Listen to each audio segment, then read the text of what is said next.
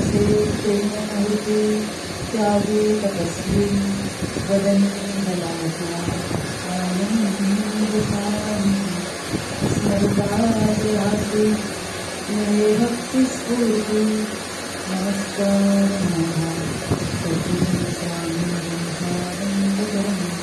सद्गुरुनाथ महाराज संत सद्गुरु श्री गजानन महाराज की जय। मंगलमूर्ति मोरया महारुद्र हनुमान की जय।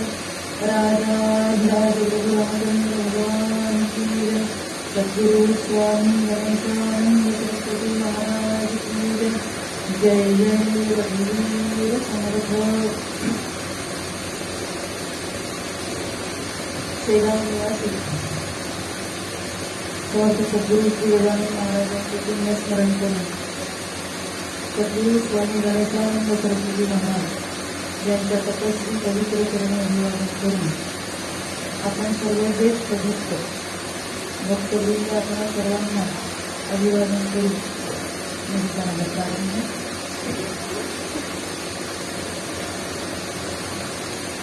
छान गार हवा सुटली आहे।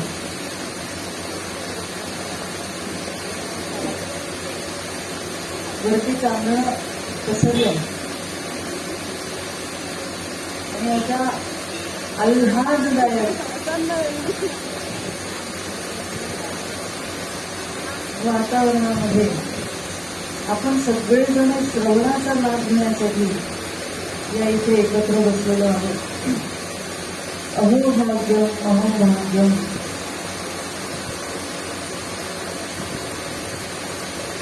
भाग्याशिवाय हे घडत नसतं आणि म्हणून भाग्यवंताला सर्व मान्यता दे जगी असं म्हटलेलं आहे। सर्वांना पाणी प्यायला बनवली आहे, चहा तिकडे चहा तयार असेल तर आपण उठायचं, चहा घ्यायचं, पुन्हा खुर्चीत येऊन बसायचं, तेवढी परवानगी आहे।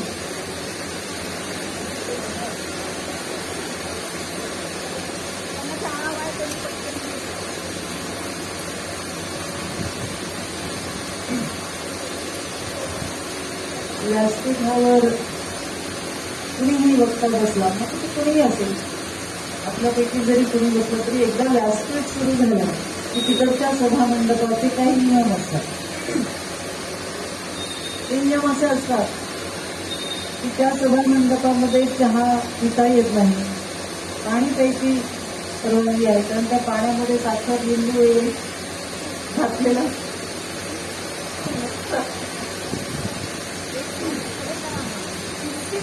त्यामुळे ते पाणी प्यायला परवानगी आहे।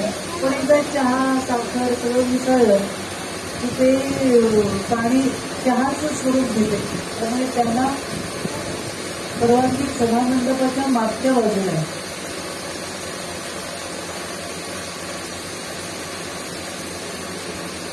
म्हणून सर्वांनी चहा घ्या। चहा घेतल्यानंतर कसं फ्रेश होतं प्रत्येक जण। फ्रेश झालं की पुढचे 2 तास आपल्याला आता पुन्हा बसायचं आहे, म्हणजे फार मोठी शिक्षा आहे। त्यासाठी थोडं ताजंतवानं होऊन असं जरा प्रत्येकाने आपापले मस्त ड्रेस बीस साड्या बदललेल्या छान दिसतात सगळे, आणि त्यामुळे अजून जरा फ्रेशनेस यावा त्यासाठी थोडे चहा वगैरे घेतला तर बरं होईल। किंवा तुम्हाला पुन्हा एकदा सांगते की चहा घ्या आणि मग इथे अगदी अगदी आनंदाने चहा घ्या। सगळेजण ज्यांना खरंच म्हणजे अगदी खरंच चहा घ्यायचा आहे त्यांनी सर्वांनी चहा कॉफी जे काही तिकडे उपलब्ध आहे त्या प्रत्येकाने चहा घेऊ शकतात। कॉफी प्यायची असेल तर कॉफी घ्या आणि नंतर इथे येऊन बसला तरी चालेल, काहीही हरकत नाही। अगदी मोकळं वातावरण असावं। थोडे नियम जरूर असावे, म्हणजे नियमाच्या जागेवर असलेच पाहिजे सर्वांना, पण वातावरण मोकळं असावं। मोकळं वातावरण असलं म्हणजे प्रपंच नेटका होतो। अशी भीती खरंच आपण चहा घेतला आणि आता व्यासपीठावरून बेसनाला जेवली तर वगैरे तशी काही भीती बाळगू नका. ज्यांना चहा घ्यायचा आहे एकदा दोनदा छान चहा घ्या आणि इथे येऊन बसा. असतो प्रपंच करावा मिळतं का, मग साधावा परमार्थ विवेका. येथे आळस करू नका, विवेक.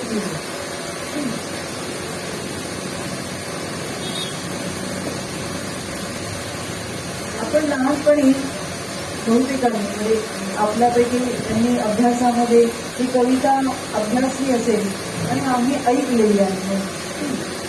आपण ही कविता लहानपणी ऐकली आहे.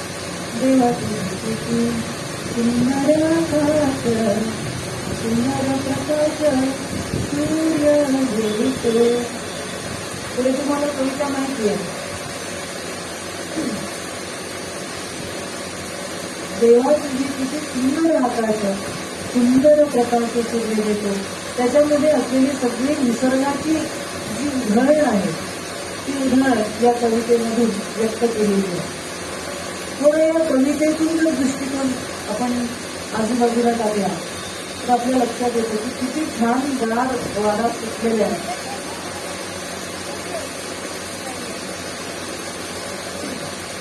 अतिशय आल्हाददायक असं वातावरण आहे.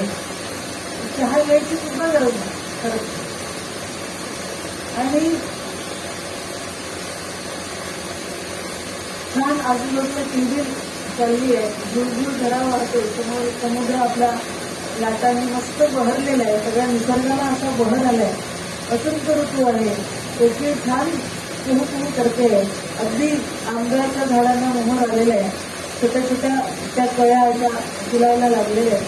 अशी सुंदर निसर्ग आहे आणि मस्त उधळण करायला सुरुवात केली आहे. आणि रात्री आपण झोपलो तर छान समुद्राची गाज ऐकू येते आणि असं आपल्याला मोह होतो थोडा वेळ आपण समुद्रावर जाऊन बसूया. 11 वाजेपर्यंत बसायला हरकत नाही ना, पण समुद्राच्या मध्ये नका जाऊ. तेवढी मर्यादा सांभाळली तर बाहेर जाऊन बसता येईल. 2-3 दिवस इतका कार्यक्रम लावलेला आहे की समोर समुद्राने आम्हाला जाता येत नाही. हे फार कठीण नाही का. आम्हाला रोजचं आहे त्यामुळे पण आपल्याला जर समुद्रावर जायचं असेल तर 12 ते 3:30 चांदण्यात जायचं.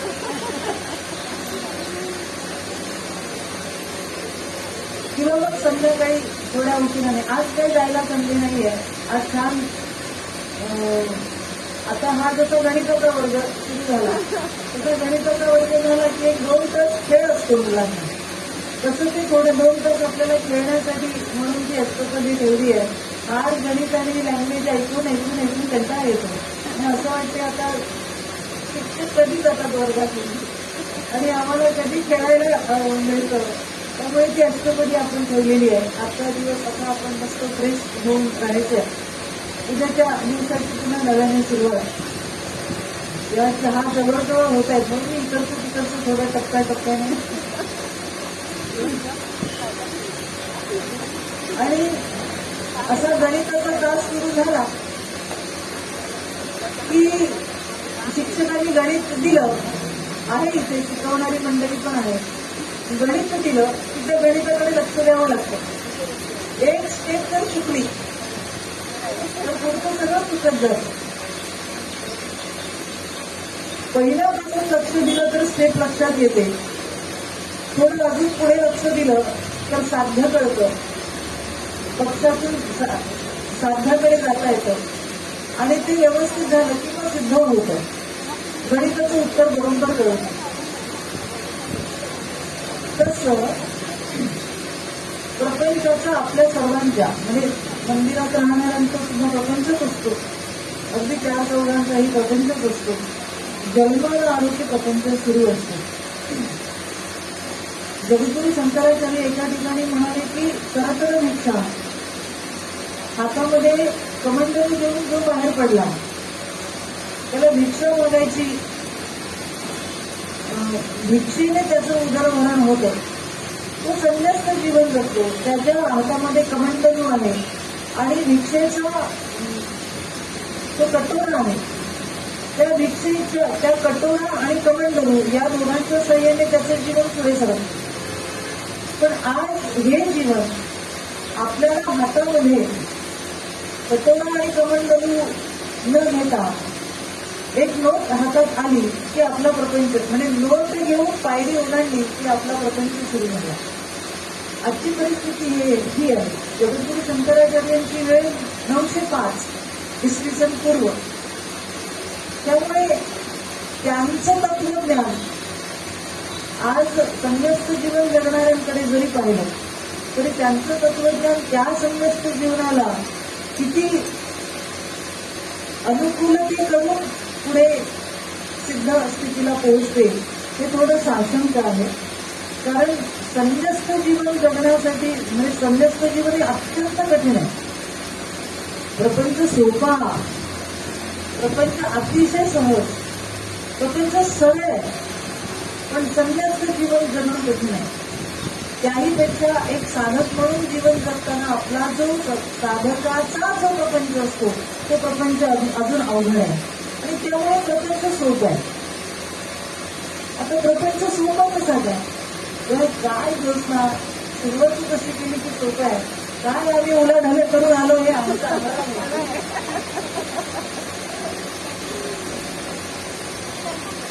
3 दिवसाचं नियोजन करून घेणं म्हणजे किती अवघड असतं. एका ठिकाणी नोकरी आणि दुसऱ्या ठिकाणी आपला प्रपंच व प्रपंचात असलेले सगळे जण, कुटुंब आलं, सगळे आले. हे किती अवघड आहे. त्यापेक्षा परमार्थ सोपं आहे की एक पंक्तीला घेऊन बसलो किंवा नुसतं काळ कुठले भजन केलं झालं इतकं सोपं आहे परमार्थ.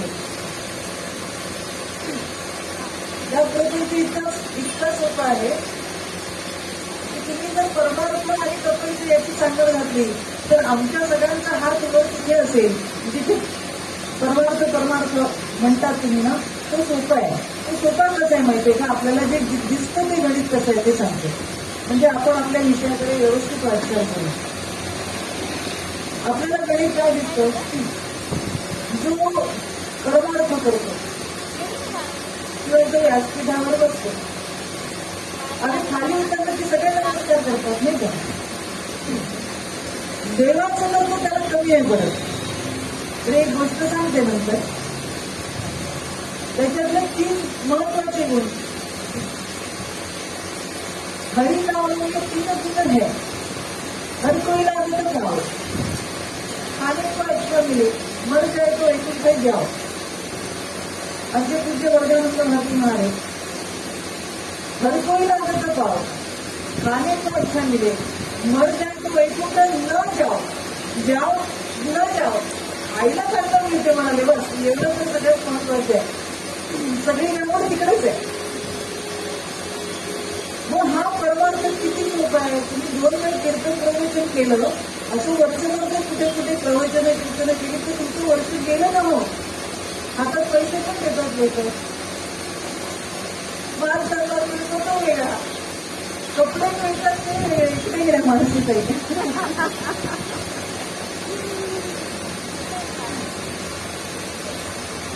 किती सोपं आहे. आणि काय आपण इथे रडत बसतो. काय हो तुम्हाला काय माहिती, प्रपंच हा कळला ना इथे वरती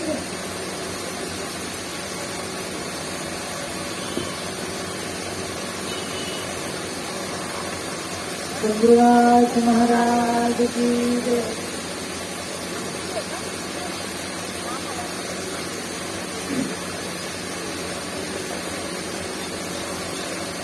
सकाळच्या प्रवचनामध्ये सगळ्यात मोठी म्हणजे आपल्या सगळे म्हणजे डावणीकर बसलेले दोस्ता तू बसले, पण दादांना असं बसलेच नाही. आता आमच्या दिवशीने सांगितलं ताई घेऊन जाऊ का, मी म्हटलं जा, पण थोडा उशीर झाला. पण 1 मिनिट घेतला काही. आता आम्ही बाहेर पण नाही आलो, तुम्ही तेवढ्या मोठेपणाने आम्हाला सांगायला हवं. आम्हाला तर खूप लागलं. तर ह्या तुमच्या प्रत्येक अशा गोष्टी असतील. मी पण विसरले, माझ्याही लक्षात नाही. कोणाच्याही लक्षात अशा गोष्टी आलेल्या सांगा त्यांना म्हणे हे सगळं माहेर आहे, तर मग आपण आपल्याला सांगायला हवं. आम्हाला खूप लागलं. नाही लागून नका घेऊ. आता गेलं लागून, जाऊ दे त्याला. गेलं तर गेलं.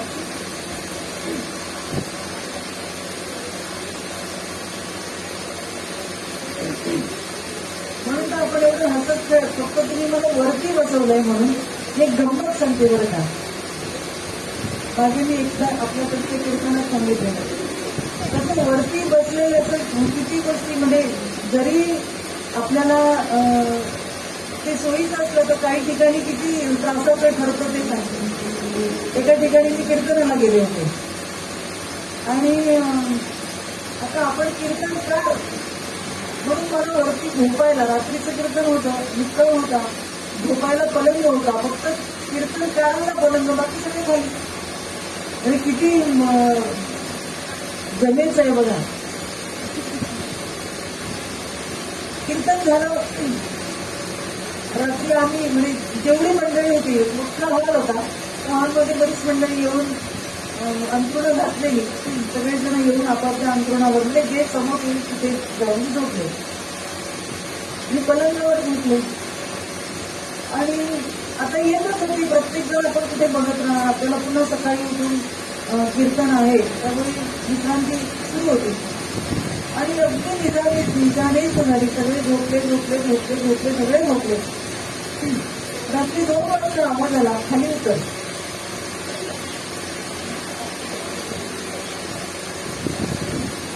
खाली उतर. म्हणजे थोडी झोप उघडली, आपण काही दुसरीकडे गेलो तर इतके गाड झोपत नसते. म्हणता असून पुन्हा काय खाली उतर, उतरतो का नाही. मी उठूनच बसली, कारण वरती फक्त मीच होते. पलंगावर सोय फक्त कीर्तन करायची. आजूबाजूला बघितलं कोण वरती आहे का, वरती कोण नाही, आपणच आहोत. म्हणजे आपल्याला खाली उतरायला सांगत आहे, याचा अर्थ या हॉलचं भाडं भरलं नाही की काय असं वाटतं. म्हटलं कदाचित तुम्ही भाडं वगैरे भरलं नसेल, एखाद तुम्ही आलं असेल रात्री मध्यरात्री, काय सांगावं. 2 वाजून गेलेले. खाली उतर, खाली उतर. आता 2-2:30 वाजत आले, अगदी पहाटे. आता ब्राह्मण मुहूर्त थोड्या वेळाने सुरू होणार. मी म्हटलं हे सगळे झोपले, 10 वाजत आपल्या खाली उतर, खाली उतर. त्याची झोप नाही, आपली पण झोप बिघडली आहे, आपण का झोपून द्यायचं आहे. आपण उठले आणि मी जवळ जाऊन म्हटलं की म्हणजे गेला तुम्ही म्हणजे बरं नाही आहे का तुम्हाला. काय नाही. मी म्हटलं काय झालं, पुढे काय झालं म्हणाले. अहो नाही म्हणाले, तुम्ही सारखं खाली उतर करत आहात. तर नाही काय, मी एकदम व्यवस्थित आहे, मला झोप लागली होती. म्हटलं अहो असं नाही, झोप तुम्हाला लागली असेल तर माझी झोप बिघडली आहे ना. 2:30 वाजलेले घड्याळ. मला पहाटे उठून पुन्हा ललिताचं कीर्तन आहे, 5 ते 9 5 तास कीर्तन असतं. मला कीर्तनाला उभं राहायचे. माझी झोप झाली नाही तर कीर्तनात माझी आणि श्रोत्यांची हात होणार. म्हणजे काय नाही झोपा नाही तुम्ही. म्हटलं नक्की ना, म्हणजे इथे काही गडबड नाही ना. म्हणजे काय नाही काय. अंतरवर येऊन झोपले. पुन्हा 2-5 मिनिटाने वर मोठ्याने खाली उतर, खाली उतर. तुम्ही चालून उतरले. मी जवळ जाऊन बसले. म्हटलं कारण काय आहे ते सांगा. म्हणजे खरं काय नाही होऊन मी व्यवस्थित आहे, मला छान झोप लागलेली. म्हटलं नाही, मला उलगडं झालं पाहिजे. तर पुन्हा जाऊन झोपले तर पुन्हा तुम्ही काहीतरी बोलायचे. खाली उतरायचं तुम्ही जातो म्हणतात, तुम्हाला खाली उतर म्हणतात. तर म्हणजे काय आहे काही. मी म्हटलं कुठे नोकरी कुठे करतात. ते म्हणाले की महाराष्ट्र राज्य परिवहन मंडळ कंडक्टर.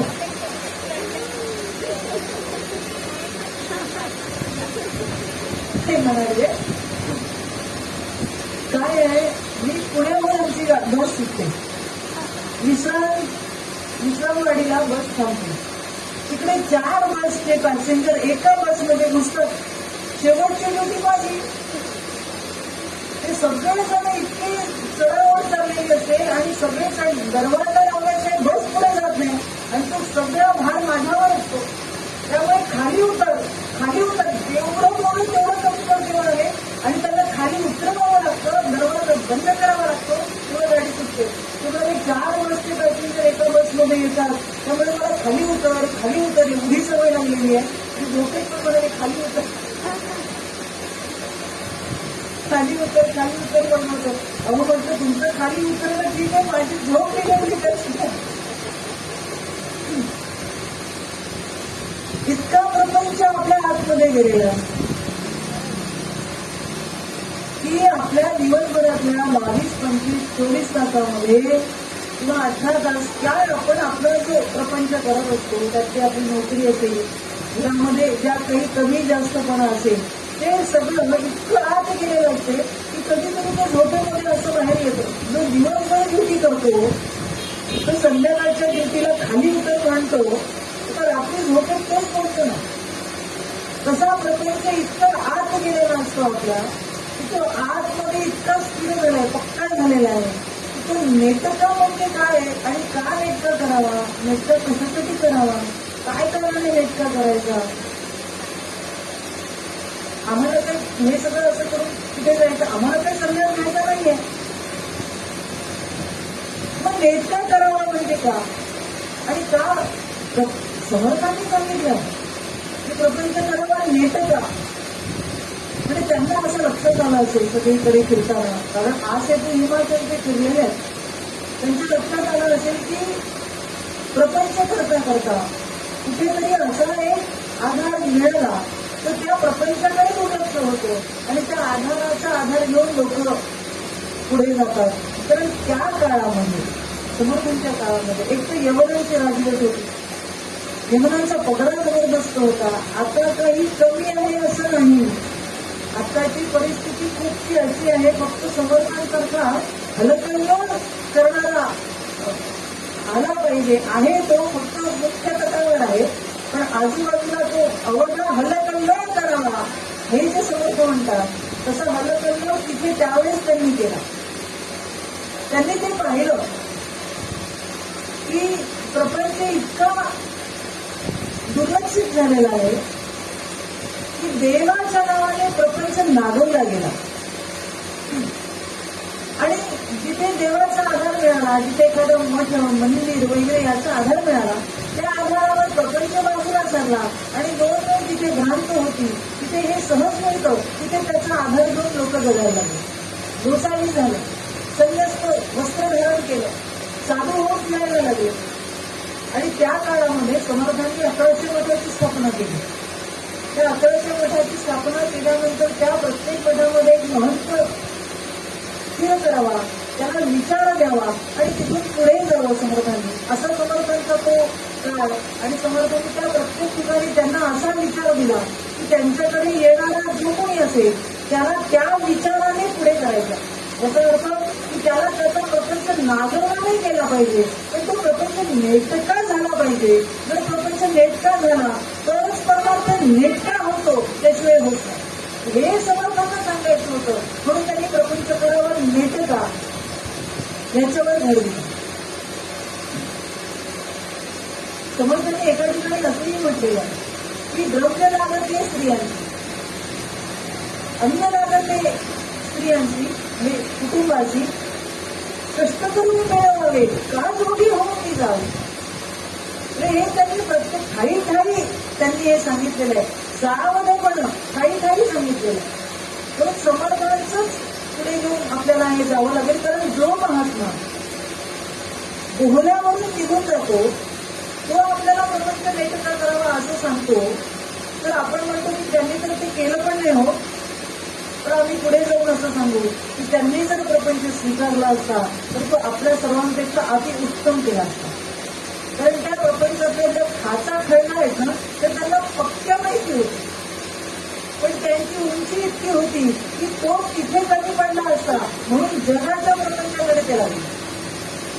हा समाज या प्रपंचामध्ये कसा गुंतला. आपण जो प्रपंच म्हणतो तो प्रपंच नाही म्हणून आपण करतो तो संसार आहे.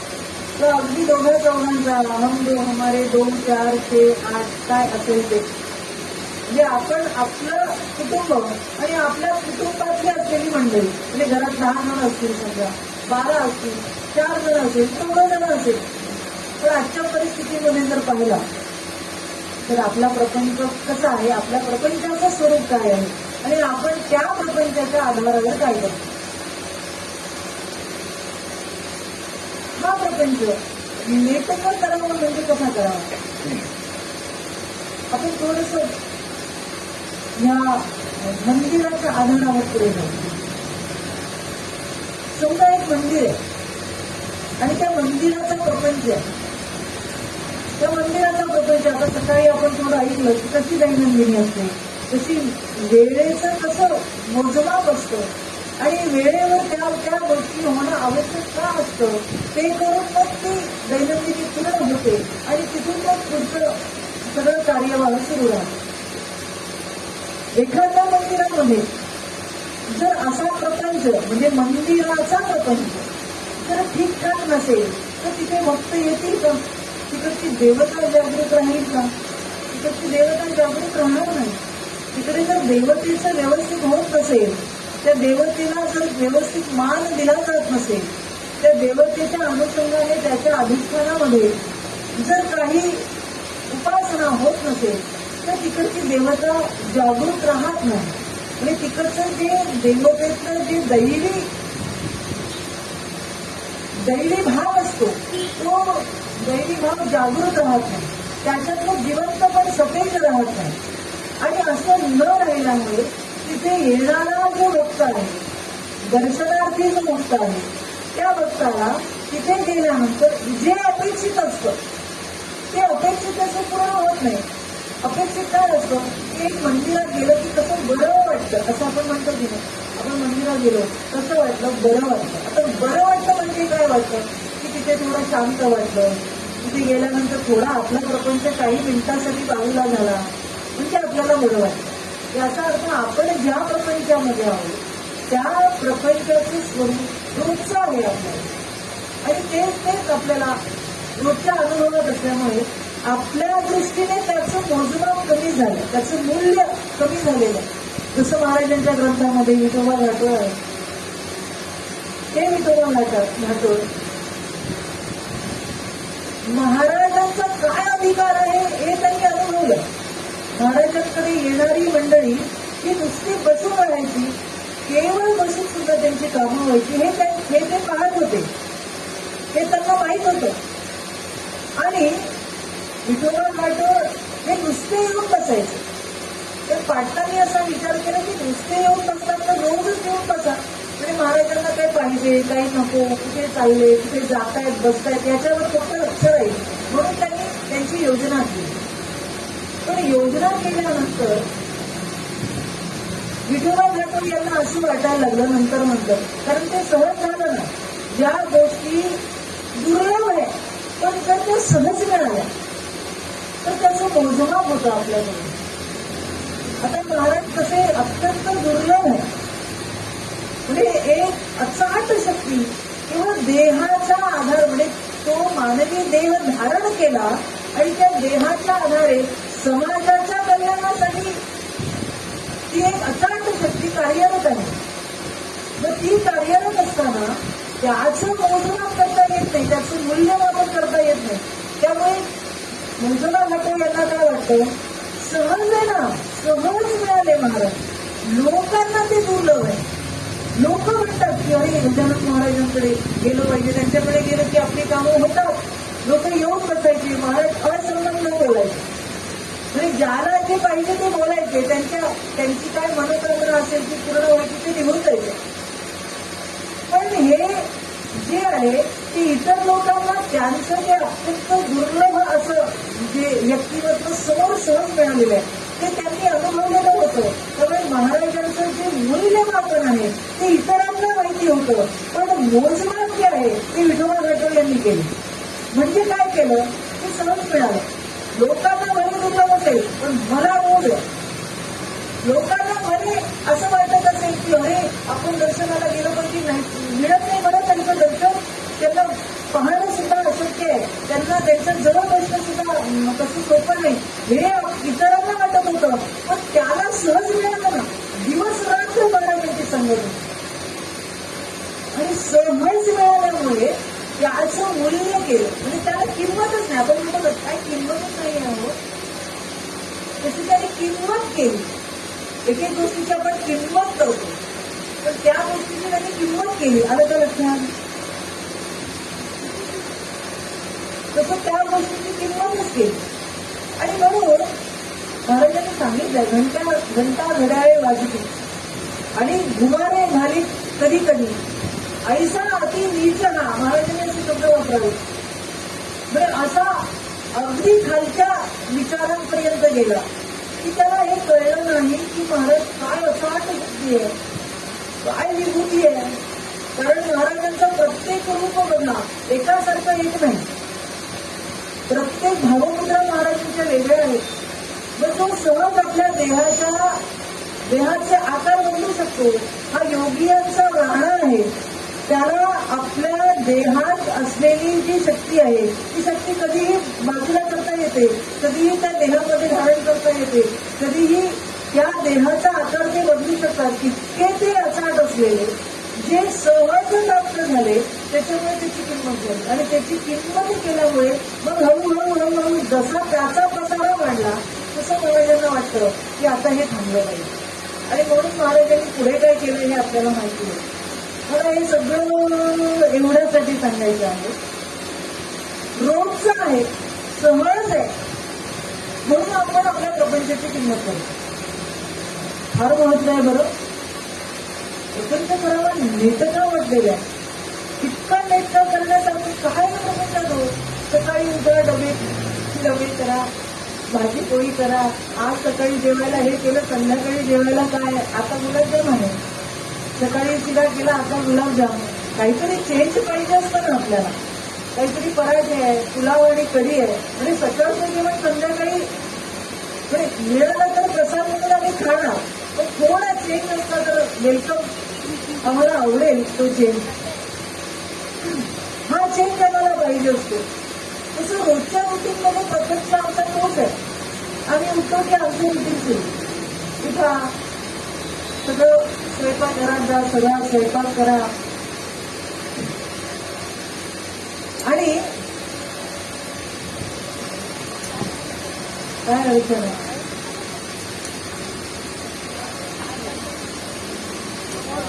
बरा नाही झालं.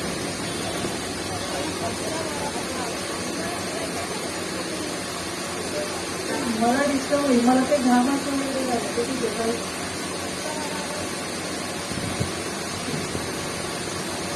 प्रपंच रोजचं आहे. आणि तो रोज तेच रुटीन आहे. म्हणजे सकाळी उठा, उठल्यानंतर स्वयंपाकघरात जा, भाजी पोळी बनवा, आणि मग खूप घाम आला की नंतर स्नान करा.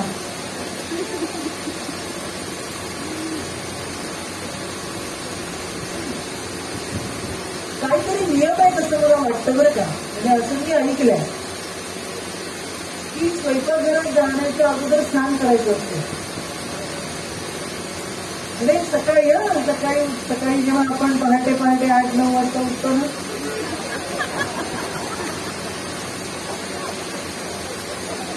बरोबर ना. म्हणजे पहाट किती वाजता होते, इथे तरी सध्या 5 वाजता होते. म्हणजे उद्या कळेल आपल्याला पहाट किती वाजता. आजच झाली ना पहाटे 8 वाजता 9 वाजता आपण उठलो. छान. सगळे असे नाही करतात. म्हणजे दिवसा तुझं चुकीचं आहे एवढं. आमची पहाट 5 वाजता उठते, तेव्हा तर मला डबे करावे लागतात. 8 वाजता उठल्यानंतर पुढे कसं काय होणार. आम्हाला थोडी सवय आहे पहाटे 8 वाजता वगैरे उठलं. कारण मगाशीच कोणीतरी म्हणाले आपण दुपारी 9 वाजता, दुपारी 7 वाजता अष्टपदी म्हटलं त्याला दुपार नाही म्हणत, त्याला संध्याकाळी म्हणतात. पहाट 4 वाजता, सकाळ 6 वाजता. तर आमचे दादा म्हणायचे ब्राह्ममुहूर्ताचं स्नान जे आहे ना ते पहाटे 3 ते 4:30 वाजेपर्यंतचं स्नान, म्हणजे ते ब्राह्ममुहूर्तावरचं स्नान, ऋषी स्नान म्हणतात त्याला. त्यानंतर जे स्नान करतात ना 5:30 वाजेपर्यंत त्याला मनुष्य स्नान म्हणतात.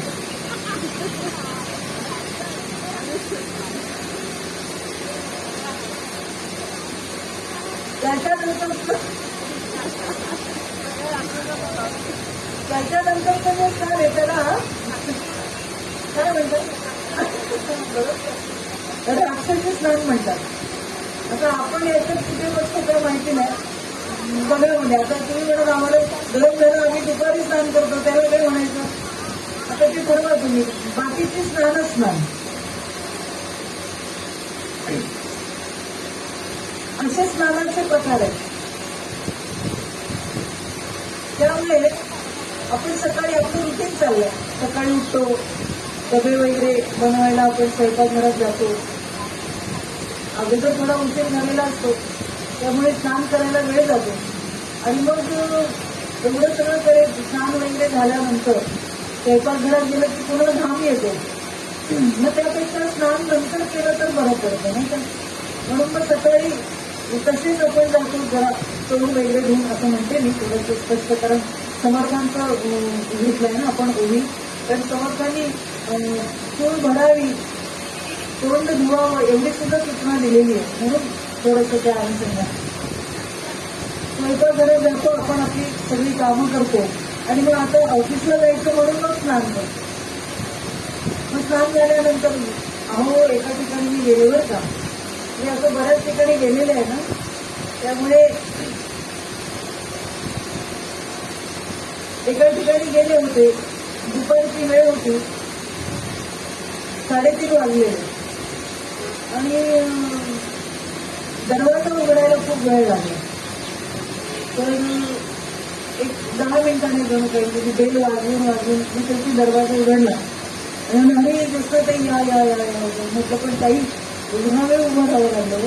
इतका वेळ म्हणजे कुठे काही कामात होतात का नाही. म्हणाले मी आत्ता स्नान केलं.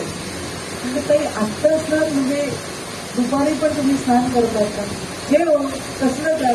सकाळपासून एवढी कामं असतात की आंघोळ करायला वेळच मिळत नाही. आत्ता म्हणाले मला आंघोळ करायला वेळ मिळाला आणि खूप घामाघाम झाले ना, त्यामुळे आता ते आंघोळ बोलले. मी स्नान तरी म्हटलं पण आत्ता म्हणजे मी आंघोळ करून आले. एवढा वेळ बाथरूममध्ये होते म्हणून तुम्हाला 10 मिनिटं दरवाजा उघडायला वेळ लागला. तर म्हटलं काही इतकं काय असतं म्हणजे तुम्ही सकाळी स्नान करून पुन्हा दुपारी करता का. नाही हो असं काय करता. करण्याची किती टंचाई आहे आमच्याकडे. त्यामुळे एकच स्नान पण ते दुपारी. आणि दुपारी स्नान केलं ना की तो फ्रेश वाटतं. आता स्नान झालं ना जेवलं की परत झोपायचं. झोपण्याच्या अगोदर स्नान करायचं आणि मग तिला रुटीन सुरू. आपलं हे रुटीन असतं. खूप ठिकाणी असं रुटीन आहे बरं. आणि दादाजी मला हे सगळं दाखवलं म्हणून मी सांगते. आणि बरं झालं त्यांनी दाखवलं नाही तर मी तुम्हाला काय सांगितलं असतं थोडं सहज आहे. ह्या रुटीन मधून आपण जातो आणि ते इतकं रुटीन पक्क असतं आपलं. ते करता करता करता करता आपला दिवस संपतो आणि मग पुन्हा आपलं रात्र होते. पुन्हा आपला दुसरा दिवस कसाच सुरू होतो. समर्थ म्हणाले की प्रपंच करावं नेटका. पुढे इथे थांबले नाही. मग घ्यावा परमार्थ विवेका. येथे आळस करू नका विवेकी. त्यांनी शब्द कसे वापरले बघा. विवेकी म्हणजे शेवटी याची मस्तपैकी सणसणीत दिली. तुम्ही विवेकी आहात ना, तुम्ही आळशी नाहीत ना, मग काय करा. असं प्रपंच करावं नाही का असे मागून पुढे आलं तर. एक तर आपल्याला विवेकी सांगितलं. तुम्ही आळशी नाहीत म्हणून हे फक्त सांगितलं. आणि मग हे जर नाही तर प्रत्यक्ष नेटका करायला अडचण काय. मंदिराचं रुटीन जितकं सांभाळणं कठीण आहे तितकं प्रपंचाचं रुटीन सांभाळणं पण कठीण आहे. त्याच्या पुढे जाऊन मी एक पाऊल सांगते. मंदिराचं रुटीन प्रपंचाचं रुटीन सोपं आहे, मंदिराचं रुटीन कठीण आहे. संन्यस्त होणं कठीण आहे, प्रपंच गृहस्थ होणं सोपं आहे. तुलना करूया आपण म्हणजे आपल्याला नेटका म्हणजे काय ते कळेल. आमच्या दादांनी संन्यास घेतला म्हणजे हा माझा अभ्यास आहे. दादांनी संन्यास घेतल्यानंतर त्यांचं रुटीन तर पहिले संन्यासचं जीवनच होतं. पण विधीपूर्वक संन्यास जेव्हा त्यांचा झाला तेव्हा त्यांना काही मंत्र आले. म्हणजे पहाटे अगदी जमिनीवर पाऊल ठेवण्यापासून त्यांचे मंत्र होते. सगळे मंत्र. पाणी पिताना मंत्र, लघु संख्येला गेलं की मंत्र, दीर्घ संख्येला गेलं की मंत्र, तिथून आल्यानंतर पाणी पिताना मंत्र, दूध पिताना मंत्र, प्रसाद भोजन घ्यायला बसायचं तर त्याच्या अगोदर काहीतरी त्यांचं असायचं. ते म्हणतात तुम्ही असं म्हणायचं की दादा पाणी नुसतं पाणी आहे, ते का असं हलवतात, त्याला त्याच्यामध्ये काही घातलंय का? ते म्हणजे तुला म्हणायचं नाही, मग पण तू आम्हाला सांगणार ना. तर हे पाणी पिताना मंत्र म्हणायचे असतात. ते आहे ना वगैरे त्यांचा प्रपंच नेटका कसा होतो ते सांगते. इतकं सोपं नाही आहे. पाणी पिताना सुद्धा मंत्र म्हणावे लागतात. अगदी लघुशंकेला गेलं तिथे पण मंत्र म्हणावे लागतात. आपण कोणते मंत्र म्हणतो? म्हणजे इतकं तिथे इतकं साचेबंद जीवन असतं ते की तुम्हाला ते सोडून नाही जात आहे. तुम्ही त्याच्यामध्ये आलात, एकदा तुम्ही ते स्वीकारलं की ते तसंच राहावं लागतं. मी म्हटलं थोडं इकडे तिकडे झालं तर काय होते? ते म्हणजे नाही, ते तसंच राहावं लागतं. जसं सकाळी म्हटलं की अधिष्ठान ज्यांचं आहे, ज्यांच्या अधिष्ठानात आपण हे घेतलेलं आहे, त्यांचा आपण त्या गोष्टींचा अवहेळ करून चालत नाही. नाही तसं जर केलं, त्याचा अवहेळ केला तर ते जे संन्यस्त जीवन आहे त्याला दोष येतो. म्हणजे सिद्धावस्थेला जाण्यासाठी किती किती गोष्टी म्हणून परमार्थ सोपं नाही. बरं येणं जवळचं कामच नाही, म्हणून प्रपंच सोपा आहे असं म्हणतो आपण, पण तो नेटका करायचा आहे. जो तो नेटका करता करता तो कसा फिका होत जाईल आणि तो फिका होत अभ्यासाने आपण त्याच्यातून प्रवृत्तीतून निवृत्तीकडे जाऊ आणि तो निवृत्तीकडून जाताना आपल्या अधिष्ठानाकडे आपण पक्के होऊ, इथपर्यंत तो प्रवास आहे. आणि म्हणून साधकाला सेवा हा दारवंठा, असं जसं माऊली म्हणाले की साधकाला पहिले सेवा आहे, सेवेतून मग तो साधक होतो, साधकातून मग तो सिद्ध होतो. मग मंदिरामध्ये येणाऱ्याला घंटा वाजवायची जरी, कारण आम्ही पहिले सेवा घंटा वाजवायचीच केली. पहिले घंटा वाजवायची सेवा, मग साफसफाईची सेवा, मग गाभाऱ्यातली सेवा मिळायला बरीच वर्ष गेली. ती सेवा आणि त्यानंतर पुढची सेवा. पण पहिले सेवा हा दारवंठा, पहिले उंबरठाच आहे.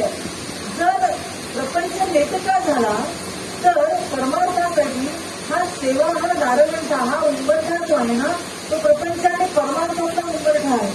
आणि तो उंबरठा सेवेचा आहे. समर्थांना आपल्याला सांगावं लागलं की प्रपंच करावा नेटका. आता तो नेटका म्हणजे कसा?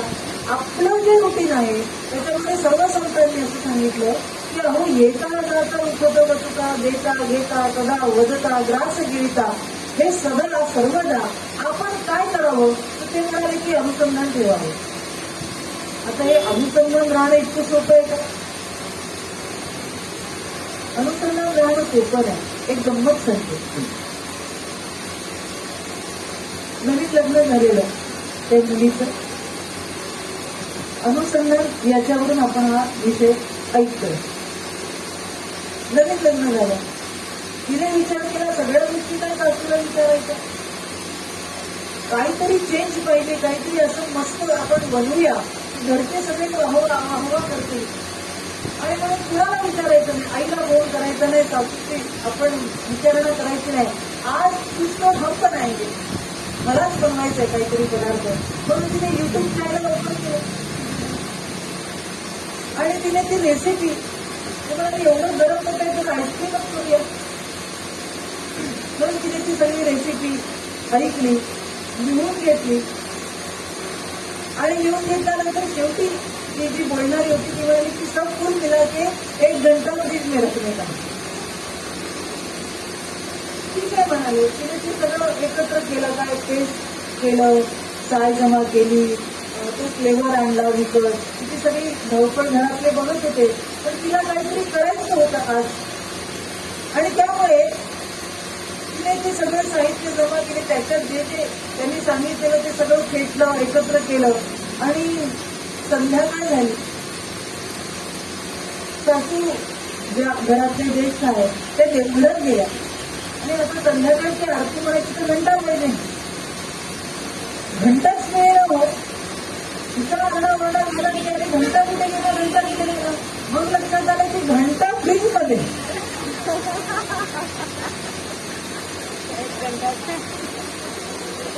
घंटा फ्रीज मध्ये झालं काय? हा घंटा ठेवला कोणी? ते म्हणाले मी ठेवला. घंटाचं फ्रीजमध्ये काय का? ते म्हणाले काय झालं, मी आईस्क्रीम बनवायला घेतली आणि त्या युट्यूब चॅनलवाल्याने सांगितलं की एक घंटा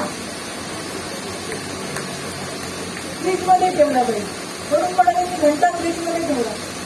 घंटा फ्रीजमध्ये ठेवला आणि ती विसरून गेली की तो घंटा फ्रीजमधून काढायचा आहे. सगळं अनुसंधान चुकलं ना, सगळं अनुसंधान चुकलं. कुठे चुकलं? अनुसंधान इकडे चुकलं की ज्येष्ठांना मान द्यायला पाहिजे. हे हा प्रपंच आहे बरं. महाराज म्हणाले सोयऱ्या धायऱ्या करणे समयानुसार मान द्यावा. आपले सोयरे कोण आणि धायरे कोण हे आपल्या लक्षात घेतलं की आपल्याला महाराजांनी सांगितल्याप्रमाणे कसं ते सगळं अनुसंधान तिचं चुकलं. तिने ऐकलं, ते पाहिलं, लिहून घेतली सगळी रेसिपी, सगळं फुल मिला के जमा किया और एक घंटा फ्रीज में रखा.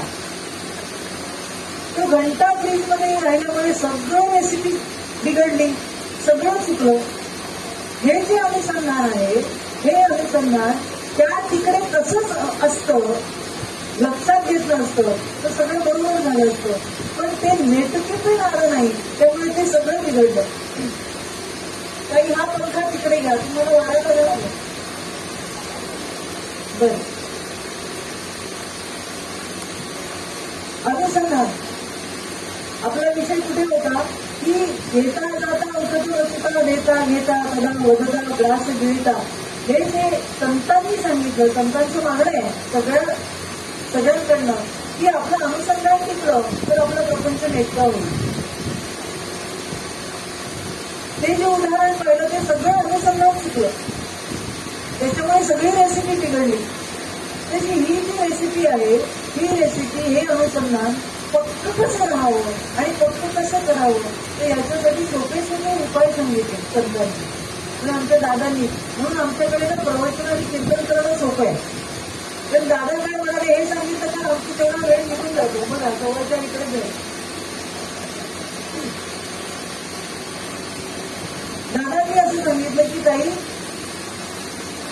जेवण करताना बनवताना समोर टीव्ही नाही बघायचा. आपण आपलं जर महाराजांचं आपण काही अष्टक म्हणत असू किंवा आपण काही जप करत असू किंवा आपल्याला सहज अंगाने एखादा महाराजांचं काही अनुसंधान असेल तर ते सतत म्हणत राहावं. ते म्हणत राहावं म्हणे आतमध्ये नसेल गेलेलं ते, पण सारखं म्हणत राहिलं की आपल्याला ते आपलं ऐकू येतं आणि मग ते जे आहे ते त्या रेसिपीमध्ये उतरतं. आणि ते अनुसंधान टिकलं की महाराज अशी किमया करतात की जर कुठे चुकलं, कुठे राहिलं तर ते आपल्याला त्याचं स्मरण करून देतात. त्याचं स्मरण झालं की ते तिकडे नेटके पण येतं. ते नेटके पण आलं की त्या पदार्थाला चवही व्यवस्थित येते. त्या अन्नाला आपण म्हणतो ना अहो मंदिरातला प्रसाद ना अशी भाजी आम्ही घरी पण करतो पण त्याला ही चव नाही.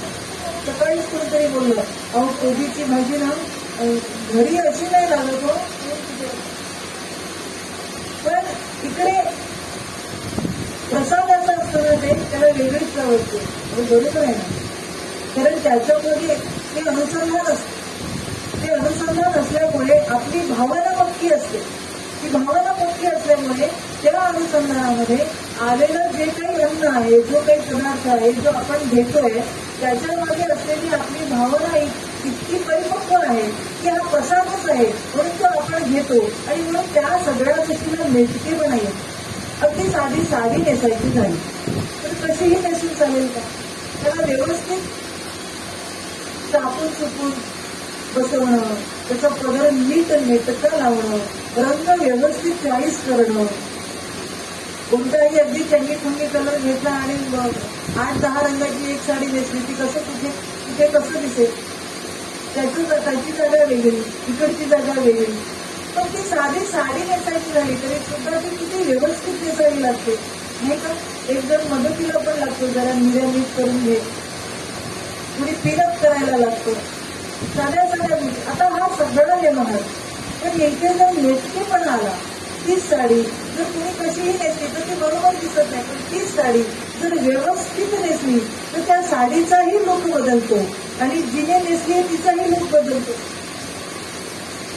हा जर नेटकेपणा साध्या गोष्टीमध्ये लागतो तर हाच नेटकेपणा आपल्या दैनंदिन जीवनामध्ये आपण जो प्रपंच करतो तो प्रपंच जर व्यवस्थित नेटकेपणाने करत गेलो तर त्याचा आळसही येत नाही.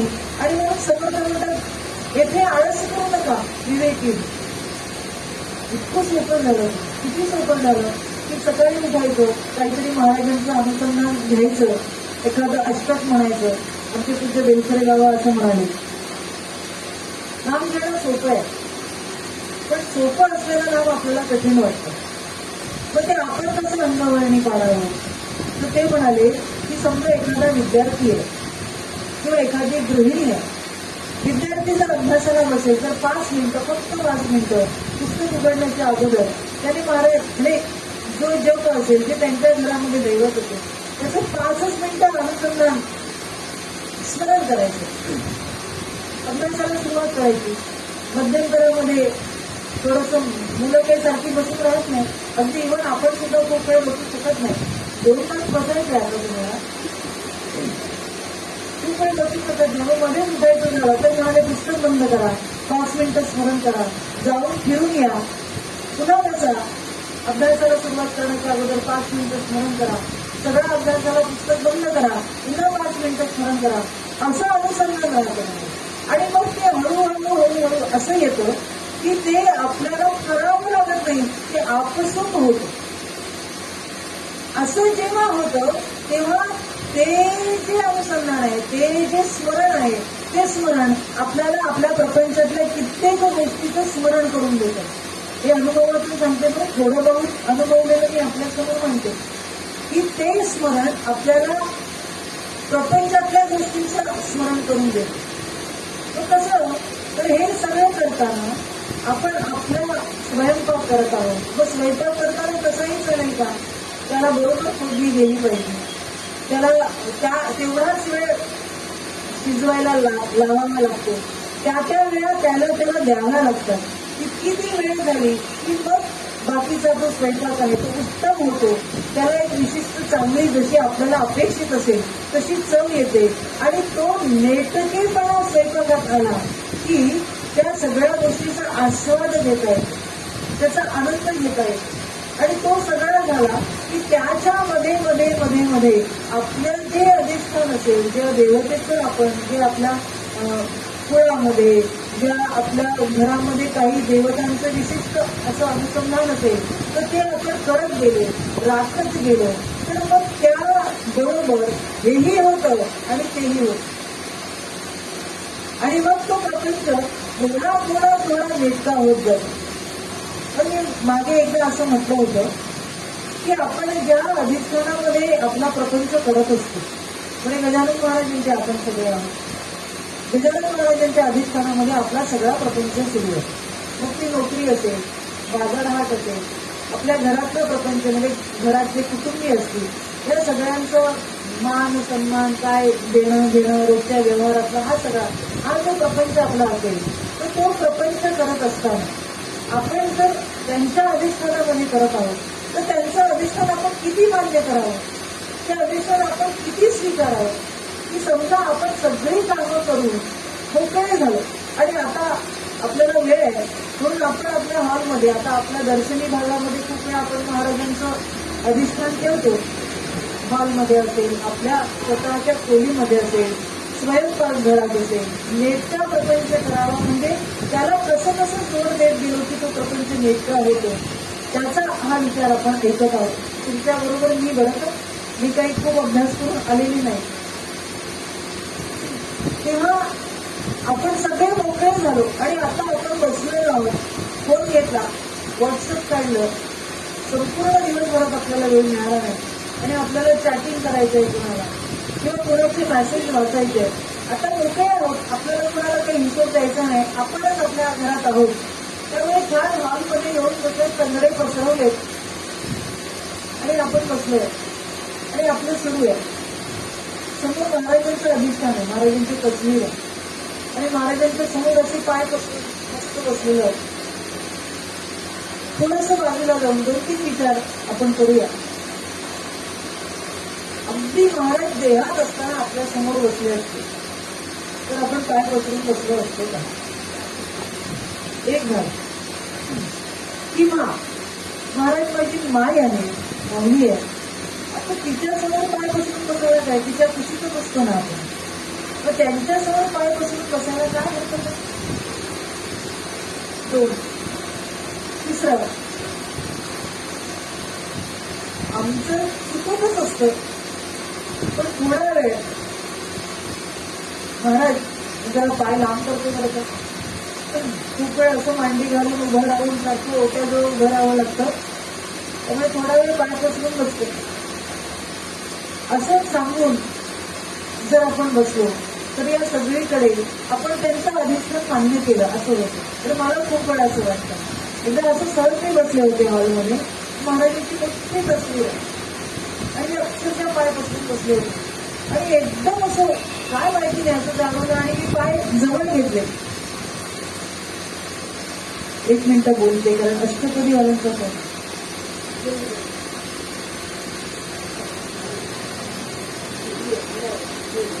हो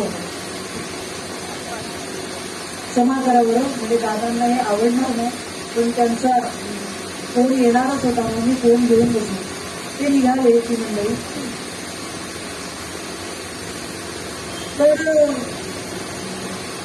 त्यांचं अधिष्ठान जर आपण मान्य केलं तर किमान आपण सांगून बसू शकतो महाराज थोडा वेळ पाय, आणि मग आपल्यालाच वाटेल की नाही आपण एवढा वेळ पाय बसून बसणं बरोबर नाही. तर तुम्ही आता असा प्रश्न आहे, महाराजचं सगळ्यात खोलीत आहोत, आमचं जिथे अंतरुण आहे, जिथे बेड आहे, तिथे पण महाराज आहे, पण ते विश्रांती स्थान आहे. त्यामुळे जिथे महाराजांचं अधिष्ठान देवघरामध्ये किंवा ज्या ठिकाणी आपण त्यांचं विशेष अधिष्ठान ठेवलेलं आहे किंवा त्या ठिकाणी तरी पाय बसून बसलं नाही बरोबर असं एक मला वाटून गेलं. क्षमा करा, याच्यात काही माझ्या विचारांमध्ये सुद्धा दोष असू शकतो बरं, म्हणजे मी बोलते म्हणजे ते बरोबरच आहे असं नाही त्याचा अर्थ. काही दोष असेल तर तुम्ही मला सांगणारे म्हणून मी बोलायला बसली. असं अधिष्ठान जर मान्य केलं तर सगळीकडे आपल्याला लक्षात येईल की त्यांचं अस्तित्व हे आपल्यामध्ये रुजू होत जातं. आणि मग आपल्याला असं वाटतं की नाही हे असं नको, आणि मग इतकं ते होत जातं की आपल्याला बोलताना सुद्धा भान येतं की हे महाराजांना आवडणार नाही, प्रपंचात असं वगैरे आवडणार नाही, असं बोललेलं आवडणार नाही. आणि मग ते करता करता एकदा ते अधिष्ठान पक्क केलं, पक्क झालं, त्यांचं अस्तित्व पक्क झालं की आपल्याला सगळीकडे ते भान आहे. आणि असं भान जेव्हा पक्क होते तेव्हा तो प्रपंच जो आहे ना, तो प्रपंच नेटका होण्याला वळला. कसा नेटका होतो की त्याचं अनुसंधान राहत जातं, थोडं राहतं. अगदी म्हणजे आपण टीव्ही बघायला जरी बसलो, ते काही मी अगदी असं म्हणत नाही टीव्ही बघू नका किंवा पिक्चर बघू नका, असं नाही आहे. टीव्ही पण बघावा, टीव्ही बघता नाही असं बघावं की हे बघितलेलं महाराजांना आवडणार नाही. तर आपल्या सगळ्यांच्या हातामध्ये इथे असणं शक्य नाही. बरं आपल्यापेक्षा लहान मुलं आहेत, त्याच्यापेक्षा लहान मुलं असतील, मोठे आहेत, पण त्यांचा मोठ्यांना आणि काही व्यवस्थित असेल ते बघण्याचं भान येईल. थोडं लक्षपूर्वक आहे का, एवढं सगळं बारीक गोष्टी सांगायचं कारण काय आहे, ते बघण्याचं भान येईल. काय बघावं काय ऐकावं याचं भान येईल. का भान येईल? कारण महाराजांचं अधिष्ठान आपण पक्क झालंय आपल्यामध्ये. महाराजांचं अधिष्ठान पक्क असं आहे की ते त्यांना आवडणार नाही म्हणून मला हे ऐकायचं, त्यांना आवडणार नाही म्हणून मला हे बघायचं. ते काय म्हणतील, काय वाटेल त्यांना, असं सातत्याने विचार येत गेला की आपलं बघणं सुधरेल. टीव्हीमध्ये नेमकं काय बघावं आणि आपली पुढची पिढी जी आपल्या बरोबर नांदत आहे त्या पुढच्या पिढीला सुद्धा हळूहळू सवय होईल. एकदम नाकारता येणार नाही कोणाला आपल्याला. ते म्हणतील तुमचं आपल्या महाराज चाललंय, आम्हाला बघू द्या ना, त्यांना नाकारायचं नाही.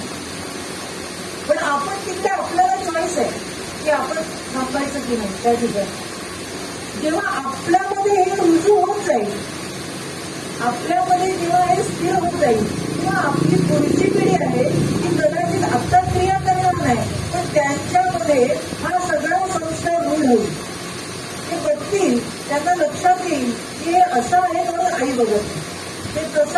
आई ऐकत नाही. ते असं चाललंय म्हणून आईला नकोय.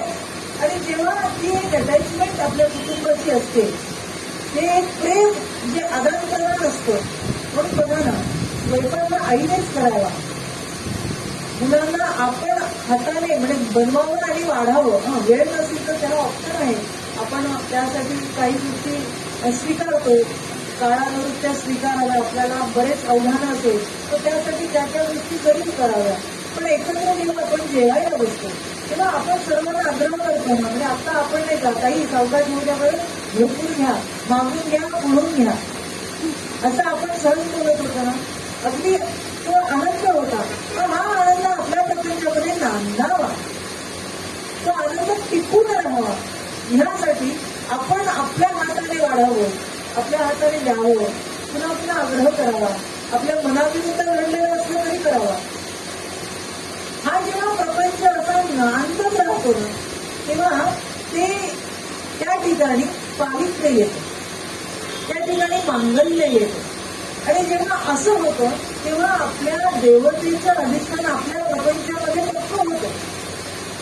आणि जेव्हा ते अधिष्ठान पक्क होतं, ते पक्क झालं की ती देवता आपल्या प्रपंचामध्ये इतकी जागृत होते की जर तुम्ही कुठे राहिलात, कुठे विसरलात, काही चुकलं तर ती देवता तुम्हाला त्याचं स्मरण करून देते. जसं मी सकाळी सांगितलं की मी लाडू करायचं म्हणून सांगितलं दादांना आणि त्यांनी मी विसरले पण त्यांनी मला स्मरण करून दिलं.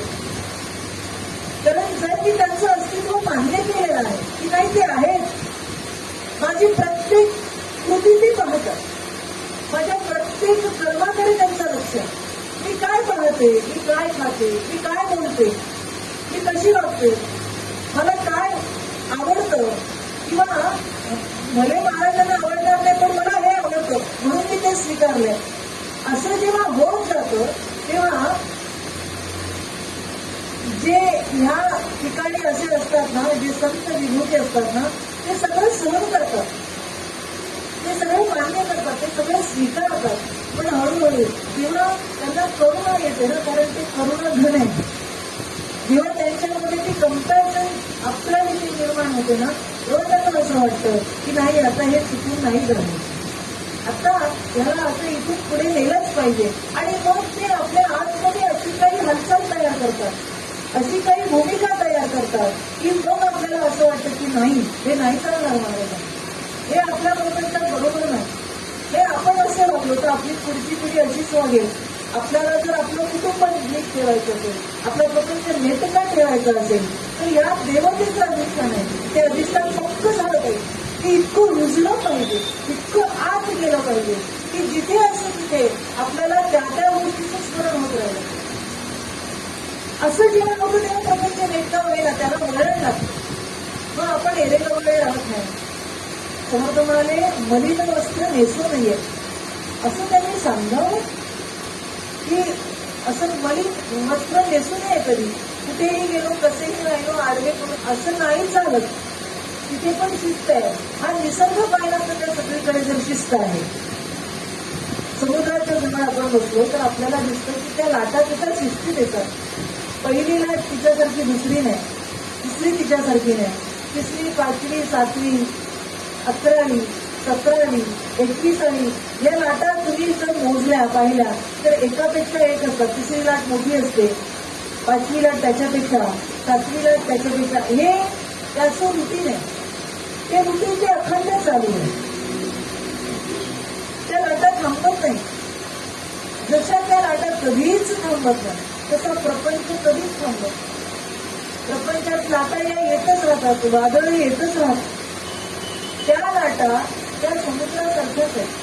पहिली लाट दुसऱ्यासारखी नाही, दुसरी लाट तिसऱ्यासारखी नाही, तिसऱ्या लाटेची उंची वेगळी, पाचव्या लाटेची उंची वेगळी, आणि मग एखादी सुनामी येऊन जाते आणि मग ते सगळं घेऊन टाकते. अशा सुनामी लाटा आमच्या प्रपंचामध्ये येतातच नाही. अशा कितीतरी येतात की हवा नदीला होतं, काय करायचं म्हणजे एवढं जायला तर निघालोय 3 दिवसाच्या शिबिरासाठी, पण अशी काही जबरदस्त लाट येते आणि त्या लाटेमध्ये ते आपलं पाहतात की बघू आता इथं नाकातोंडात पाणी गेलं तरी काय याच्यात टिकून राहिलंय हे आपल्याला ते पाहतात. ते पाहतात बरं. आणि त्याच्यात जर कुठे थोडंसं टिकलं तर मात्र ते पार करतात. आणि असा प्रपंच नेटका होत होत त्याला वळण लागत जातं. तर ते किती वळण लागतो? ते वळण अगदी वेळेवर येतं. मग आपणच आपल्याला असं वाटत जातं नाही थोडं लवकर उठलं पाहिजे. शिबिराचे 3 दिवस छान गेले. कसे लवकर उठलो. तशी गैरसोय खूप होती. पण त्या गैरसोयीमध्ये सुद्धा सोय आपण शोधली. लाईट गेले. हा सुस्त करत असे ना पण तेवढा वेळ आपला गेला. सगळंच काही आपल्याला वेळेवर 3 वाजता चहा नाही मिळाला. 3:30 होऊन गेले. हे सगळं कुठे चाललंय? मग प्रपंचाच्या काही गोष्टींचा आग्रह जो असतो तो आग्रह बाजूला होतो. शिबिर याच्यासाठी. आणि नेटका म्हणजे त्या रोजच्या प्रपंचामध्ये रोजच्या रुटीनमध्ये ते अनुसंधान असं वाढत गेलं. ते अनुसंधान स्थिर झालं की आपल्याला वेळेचं महत्व पाहिजे. लवकर उठलं पाहिजे. स्नान केल्यानंतरच स्वयंपाकघरात गेलं पाहिजे. सांगू का आपण स्वयंपाकघरात जातो ते स्वयंपाक बनवावे. आजकाल बऱ्याच जणांच्या तक्रारी अशा आहेत की काही आमची मुलं ऐकत नाही. लहान मुलं तर इतकी खोडसाळ झालेली आहेत. काही मुलाला दाद देतात. मुलांना दाद देतात. तसं पहिलं कारण असेल तर आपलं स्वयंपाक घर. कारण सांगतो आपण अगदी उठून म्हणजे जिथे कुठे काही उठून लगेच स्वयंपाकघरात जी जातो तो तमोगुण घेऊन जातो. आणि त्या तमोगुणातून पुढचा सगळा व्यवहार स्वयंपाक होतो. नंतर मग स्नान झाल्यानंतर काय थोडंसं देवाचं वगैरे केलं तर मग त्या सत्वगुणाची जागृती होते. आणि मग सत्वगुण जागा झाला की मग आपण पुन्हा तमोगुणाकडे जातो. झोपतो. इकडचं नाही कंडक्टर तुम्हाला सगळ्यांना नाही असं सर्वसाधारणपणे अनेक ठिकाणी पाहायला मिळतं. तमोगुणातून जो स्वयंपाक करतो ना त्या स्वयंपाक जे खातात त्याच्यावर लगेच नाही पण त्याचा खूप सूक्ष्म आणि दीर्घकाळ परिणाम होणार आहे तर तो हा परिणाम. तो सत्वगुणाकडे फारसा झुकत नाही. तेवढ्यापुरती तेवढा तो नव्हता. तिथून बाहेर पडला की त्याचा तो असतो. हा गुण टिकून राहणं असं ज्याला वाटतं त्याला ह्या मर्यादा येतात. मग तो प्रपंच नेटकेपणाकडे वळतो. आणि त्याला नेटकेपणा असा येत जातो की त्याला कळत जातं हे असं असलं पाहिजे. नाही ह्यानंतर हे असं असलं पाहिजे. त्याला त्याचं कळत जातं. आणि मग करता करता करता त्या अधिष्ठानामध्ये त्या अनुसंधानामध्ये आपण येत जातो. एकदा अनुसंधान पक्क झालं की मग आपला प्रपंच जो आहे तो प्रपंच आपण ज्यांचं अधिष्ठान मानलेलं आहे त्यांच्या आवडीने करायला लागतो. आणि मग त्याला नेटकेपणा येतो. नेटकेपणा म्हणजे एवढ्या वाजता उठलं पाहिजे. इतक्या वाजता स्वयंपाक होऊन आपण ह्या एवढ्या वेळामध्ये जेवलो पाहिजे. रात्री खूप 11:30, 12, 1 इथपर्यंत नाही. आता ऑनलाईन सुरू असल्यामुळे खूप त्या अडचणी अशा समोर आहेत की आम्ही 2 वाजता झोपतो. काय लवकर उठणार तर ते 10 वाजता उठतात. तर हा दोष नाही. ही परिस्थिती आता सध्या अशी आहे. पण इथून पुढे उठल्यानंतर काय करावं तर ते जे रुटीन आहे त्या रुटीनमध्ये थोडा बदल. ते पहिले तर स्नान करावं. 10ला उठल्यानंतर नाश्ता करू नये लगेच. पण किंवा आपण त्या पुढच्या पिढीला आपल्या घरातल्या स्नान तरी करून घे म्हणजे आम्ही चहा नाश्ता काय ते देतो. हे तुम्ही म्हणलं अहो आम्ही सगळेच जण नोकरीवर असतो. घरच्या मुलांकडे आमचं कुठे लक्ष असतं. पण तिथे अगदीच इलाज नाही. म्हणजे ते असं थोडंसं बाजूला होऊन पण आपल्यामध्ये जेव्हा हे रुटीन येतं आपण जेव्हा हे रुटीन करतो जाणीवपूर्वक करतो तेव्हा आपली पुढची पिढी जी आहे ती पुढची पिढी हे पाहते. पाहता पाहता पाहता पाहता त्यांच्यावर संस्कार होत जातो. तो संस्कार पक्का झाला की मग आपल्याला भीती नसते. कारण त्यांना माहिती असतं की होळीचा सण आला की पुरणपोळी होणार. दिवाळी आली की चिवडा लाडू करंज्या होणार. आपण विकत आणत असू ना पण घरामध्ये त्यावेळेस ते पदार्थ होतात म्हणून फुलाचार करावे. म्हणून सण साजरे करावे. आमचे दादा फार पुढे जाऊन सांगायचे हो. ते म्हणायचे की आपल्या घरातला एक जण गेला आणि आपल्या एक जीवाभावाचा माणूस गेला, जाणाऱ्याच्या मागे आपल्याला जाता येत नाही, पण सण आला तर देवाला नैवेद्यासाठी मात्र सगळं करावं. पण लोक काय म्हणतील याचा विचार करू नये. पण फराळ करावा, दिवाळी असेल तर फराळ सगळं करावा आणि देवाला ठेवावं, म्हणजे महाराजांच्या समोर ठेवावं. त्यामुळे हे सगळं आपण, अहो रामकृष्णही आले गेले, त्यावेळेला का जग ओळखीची पडले, असेच वारे प्रेम राहतील की जातात का राहिलं कार्य काय, हे जर असंच सुरू राहणार आहे तर मग ते किती आपण आपल्या जवळ ते ओझं ठेवायचं. आणि दादांचे विचार फार क्रांतिकारक होते असं मला वाटायचं त्यावेळी, की हे असं कोणी सांगत नाही. आपण त्या दुःखाला कवटाळत बसतो, पण आपण आपल्या रुटीन ठेवतो. तर या रुटीनमध्ये नेटका करावं म्हणजे काय करावं, की आपल्या प्रपंचामध्ये आपण हा नियम लावून घ्यावा. त्या नियमामध्ये आपण यावं. आपण त्या नियमात आलो की आपलं अनुसंधानही नियमबद्ध होतं आणि नियमबद्ध झालेलं अनुसंधान आपल्याला प्रत्येक ठिकाणी नेतृत्वपणे लक्षात आणून देतो. हा झाला प्रपंच. एखाद्या तीर्थयात्रेला गेलो, काशीला गेलो, म्हणजे अगदी काल परवा मला एक भगिनी भेटला, आम्ही रिक्षातून जात होतो. मी म्हटलं काशीला काय काय केलं, ती म्हणाले मला तिकडे काही पटलं नाही. म्हटलं काय नाही पटलं, तिकडे गेल्याचे पंडे असतात ना, पंडे, ते म्हणाले सारखे पैसे काढवतात.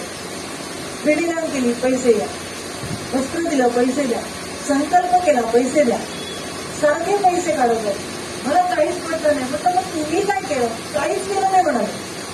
अरे मी काशीला गेला होता, काशीचं जावे नित्य वळावे आता आपण ऐकतो, काशीला जाऊन काहीच केलं नाही.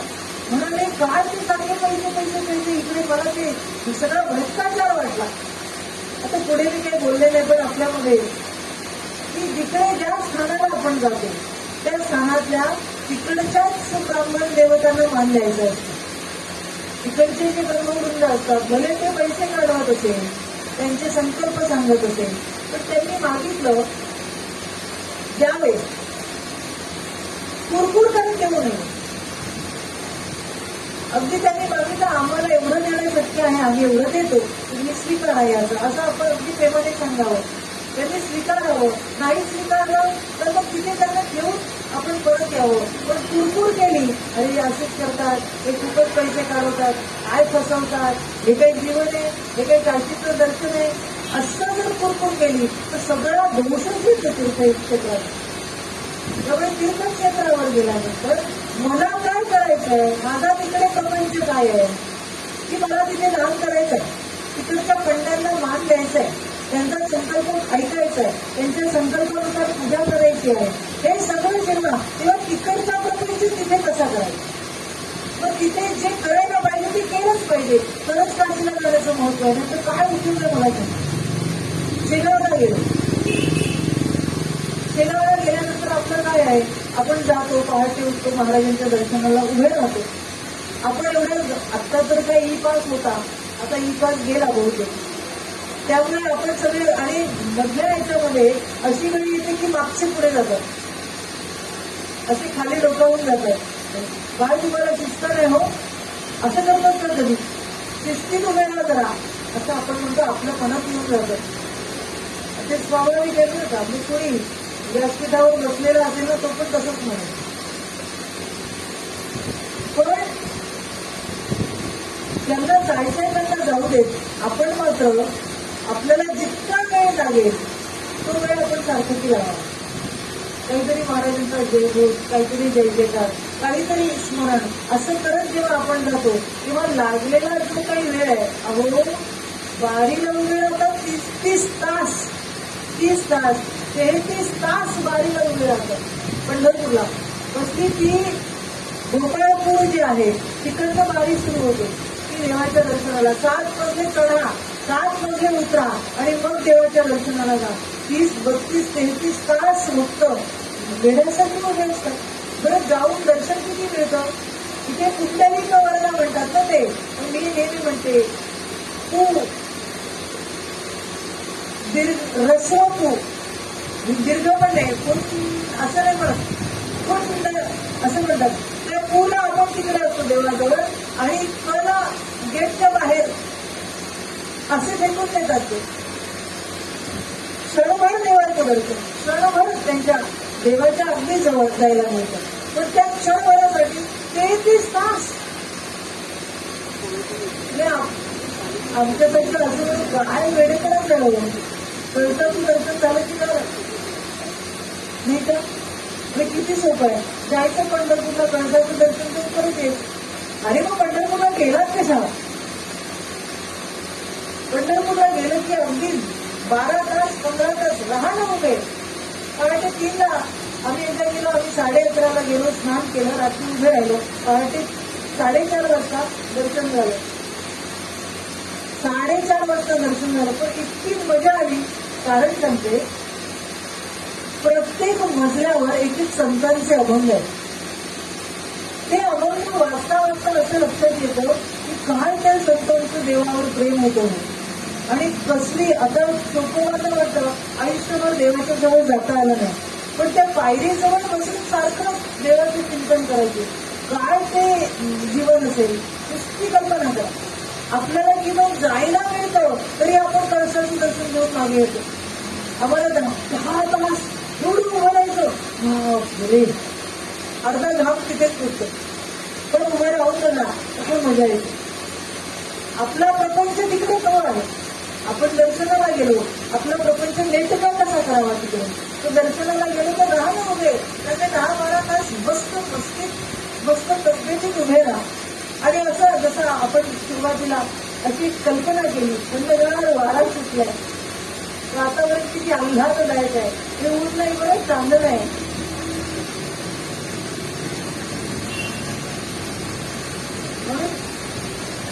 थोडं ऊन घ्यायला बसते. असं चिंतन केलं, त्या संतांचं चिंतन केलं की आपल्या लक्षात येतं म्हणजे त्यांनी सोसलंय प्रपंचामध्ये. तो प्रपंच आपल्याला इतका सोसावा लागत नाही. त्यामुळे आपला प्रपंच कितीतरी नेटकं आपण केलं आहे. आपल्या देवाच्या कृपेने, महाराजांच्या कृपेने तो नेटका आहे आणि अजून त्याला वळण द्यायचा प्रयत्न केला. पण ज्या तीर्थक्षेत्रावर गेलो त्या तीर्थक्षेत्राबद्दल आपला प्रपंच तो आहे, तिकडे पण प्रपंच आहे. मग तिकडचा प्रपंच अवॉइड कसा करायचा, दुर्लक्षित कसा करायचा. तिकडचे पंडे ते असतील तर असतील, असू दे. त्या तीर्थक्षेत्रावरचं जे अधिष्ठान आहे तिकडे जावं, त्याचं दर्शन घ्यावं. मग आजूबाजूला जो प्रपंच चाललेला आहे त्या तीर्थक्षेत्रावरचा आजूबाजूचा जो प्रपंच चाललेला आहे त्या प्रपंचाकडे दुर्लक्ष करावं. अधिष्ठान काय आहे, काय कोणत्या क्षेत्रावर गेलोय, काय कशासाठी आपण गेलोय. आपल्याला त्रासाचा होणारा प्रपंच बाजूला करावा आणि आपला प्रपंच नेटका करावा. म्हणजे दर्शन घ्यावं, दान करावं, धर्म करावा, स्मरण करावं, प्रदक्षिणा करावी आणि त्याच्या अनुसंधानामध्ये जमीन तिथं त्या वास्तूमध्ये त्या क्षेत्रामध्ये राहावं. कारण महाराज म्हणाले क्षेत्र महिमा मानावा. भास्कर महाराजांना जेव्हा चित्रा चावला तेव्हा भास्कर महाराज काय म्हणाले, महाराज तीर्थाची मला गरज नाही, तुम्ही तुमचे चरणच मला तीर्थ आहे. तेव्हा महाराज म्हणाले की अरे असं नाही, क्षेत्र महिमा मानावा. तसा तीर्थक्षेत्राचा महिमा आपण जर मानला, आपण महाराजांच्या अवस्थेत तीर्थक्षेत्राचा महिमा जर आपण मानला तर त्या ठिकाणी आपला प्रपंच जो आहे तो प्रपंच तो आहे. तिकडे गेल्यानंतर त्या गोष्टी कराव्या. आम्हाला पटतं नाही, आम्ही केलं नाही, आम्ही करणार नाही, मग गेलो कशाला आपण. त्यामुळे तिकडचा प्रपंच तो आहे. एखाद्या फार मोठ्या मंदिरामध्ये गेलो, फार नाव लौकिक आहे, ऐकलं खूप, तिथे गेलो आणि तिथे गेल्यानंतर लक्षात आलं की अरे इथे तर दुही आहे. दुही याचा अर्थ एक जण वेगळे म्हणतात, दुसरे जण वेगळे म्हणतात, ते म्हणतात हे आमचे, हे म्हणतात हे आमचे. अरे अरे अरे इथे सुद्धा तेच, म्हणजे आमच्या प्रपंचातही तेच आहे आणि इकडे क्षेत्रावर आलं तरी सुद्धा तेच. मग समर्थ म्हणतात प्रपंच करावा नेटका. नेटका करावा म्हणजे ज्या क्षेत्रात तुम्ही गेला आहात तिकडचा जो काही विस्तारलेला त्यांचा प्रपंच आहे तिथे आपण लक्ष नाही, ते सगळं बाजूला करायचं आणि तिथे गेल्यानंतर काय बरं या विभूतीचं महत्व आहे. आणि हे सज्जनगड आहे, हे शेगाव आहे. हे शेगावमध्ये प्रत्येक ठिकाणी महाराज फिरले, त्यांच्या चरणाची स्पर्श झालेला आहे. ती धूळ आहे तिकडे त्यांच्या चरणाने स्पर्श झाले, तेव्हा त्याला किती पावित्र्य आहे. तर आम्ही असं म्हणतो की शेगावला उतरलं की त्यांच्या तिकडच्या त्या शेगावची माती आपल्या मस्तकावर लावावी, हेच आपलं सौभाग्य. त्या मातीचा स्पर्श आपण मळवट भरावा, हे आपलं सौभाग्य. तेव्हा त्या ठिकाणी ती विभूती फिरलेली आहे. बाकीच्या गोष्टींकडे लक्ष द्यायचं नाही.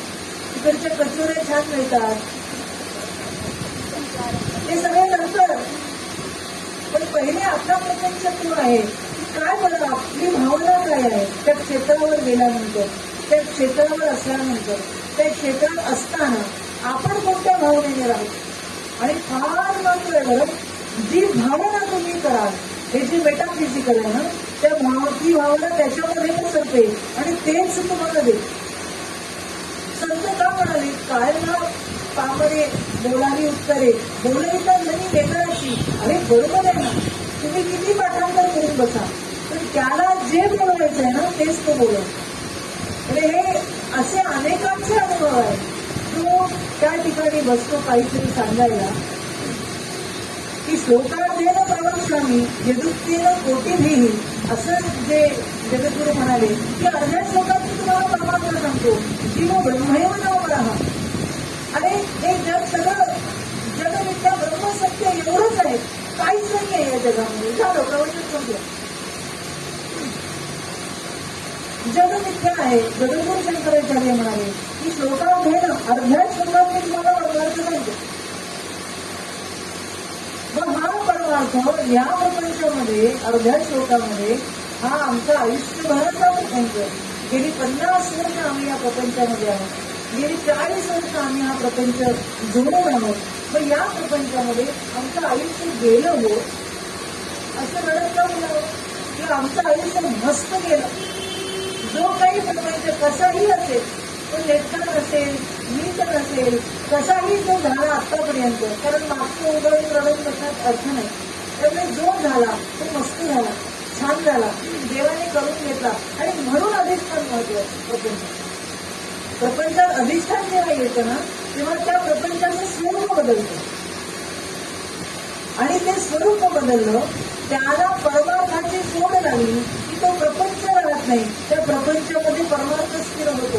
आणि तो स्थिर झाला की आपली दृष्टी बदलते. प्रपंच नेटका एवढ्यासाठी की दृष्टी बदलते. म्हणजे कशी बदलते, जसं महाराज म्हणाले, सोयऱ्या धायऱ्या करणे समयानुसार मानला.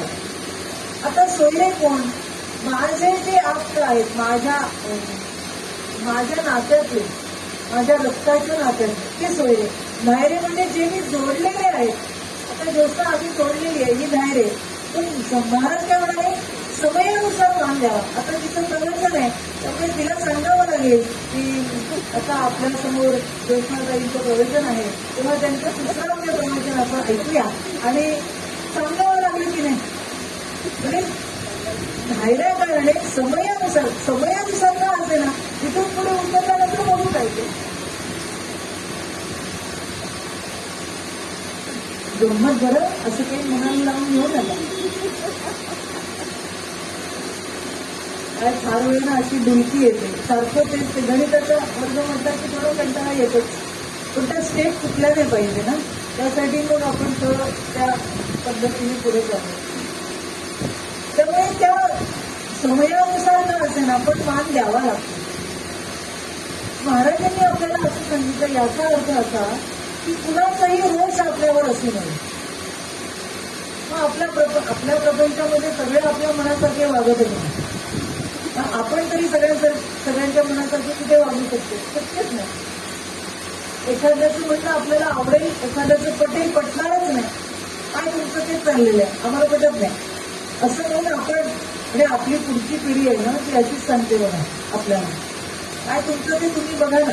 कारण मी असं खूप वेळ दादांना बोलले, तुमचं ठीक आहे हो, तुम्ही संन्यास घेतला, इथे बसलेला, तुमचं बरं चाललंय, तुम्हाला काय माहिती किती अभ्यास करावा लागतो. अभ्यास करावा लागतो, पास व्हावा लागतो, नापास होऊन चालत नाही, त्यासाठी तेवढा अभ्यास करावा लागतो. तुमचं आपल्या बरं आहे, तुम्ही मंदिरात येऊन बसले, तुम्हाला काही अडचण नाही, कशाची काही अडचण नाही, मस्त 2 वेळ खायचं, आराम करायचा आणि आरतीची वेळ झाली की आरती करायची. म्हणजे मी असं बोलले बरं त्यांना. ते म्हणाले बरं खरंच सोपं आहे का, असेल करायचं. त्यावेळेस मला ते असं सोपं वाटतं, पण जेव्हा इथे येऊन आपण काही समोर पाहिलं, अनुभवलं, तेव्हा असं वाटतं की हे सोपं आहे, हे कठीण आहे. आणि हे कठीण जेव्हा आपण स्वीकारतो तेव्हा जे सोपं आहे त्या सोप्यामध्ये कठीण मिसळलं काय, plus plus is equal to plus, minus plus is equal to minus, minus minus plus, बरोबर ना. असं हे मायनस आहे, इथे सगळं मायनसच आहे, पूर्ण कधी होतच नाही.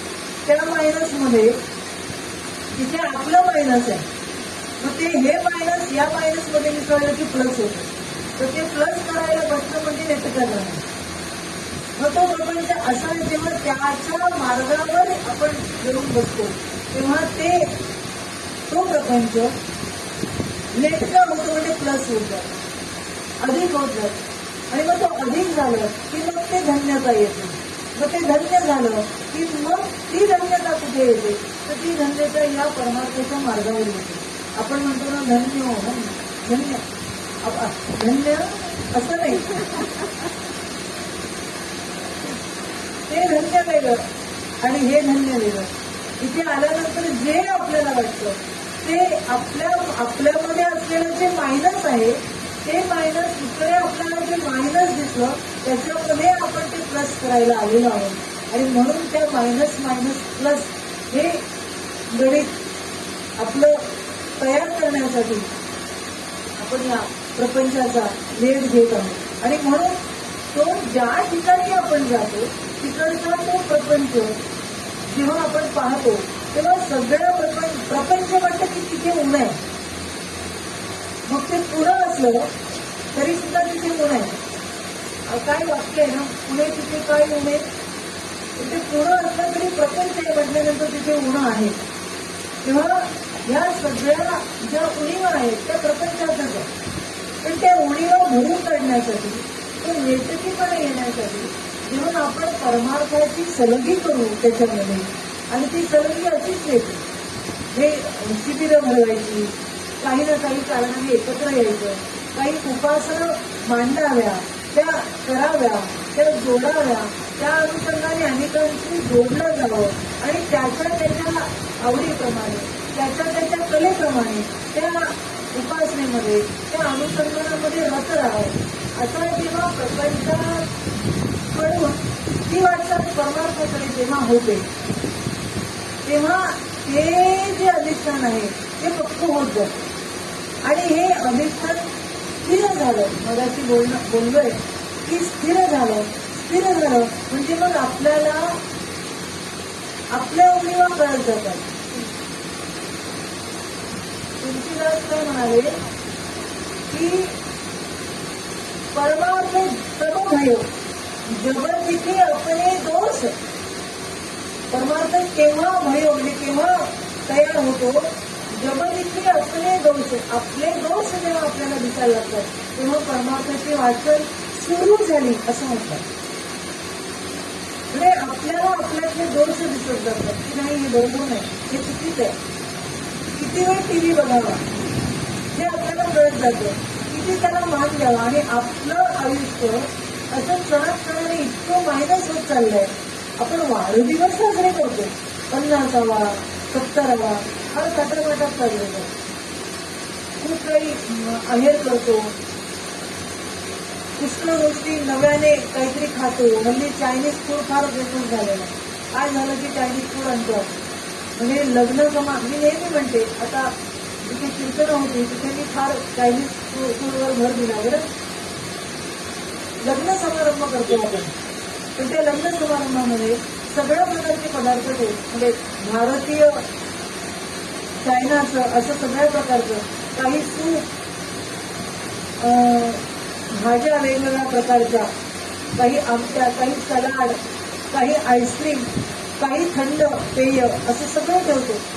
आता खाणारे काय खातात, रोज काय म्हणाले वरण भात काय खायचं नाही का, रोज वरण भात घरात खातो की तिथे काय खायचं.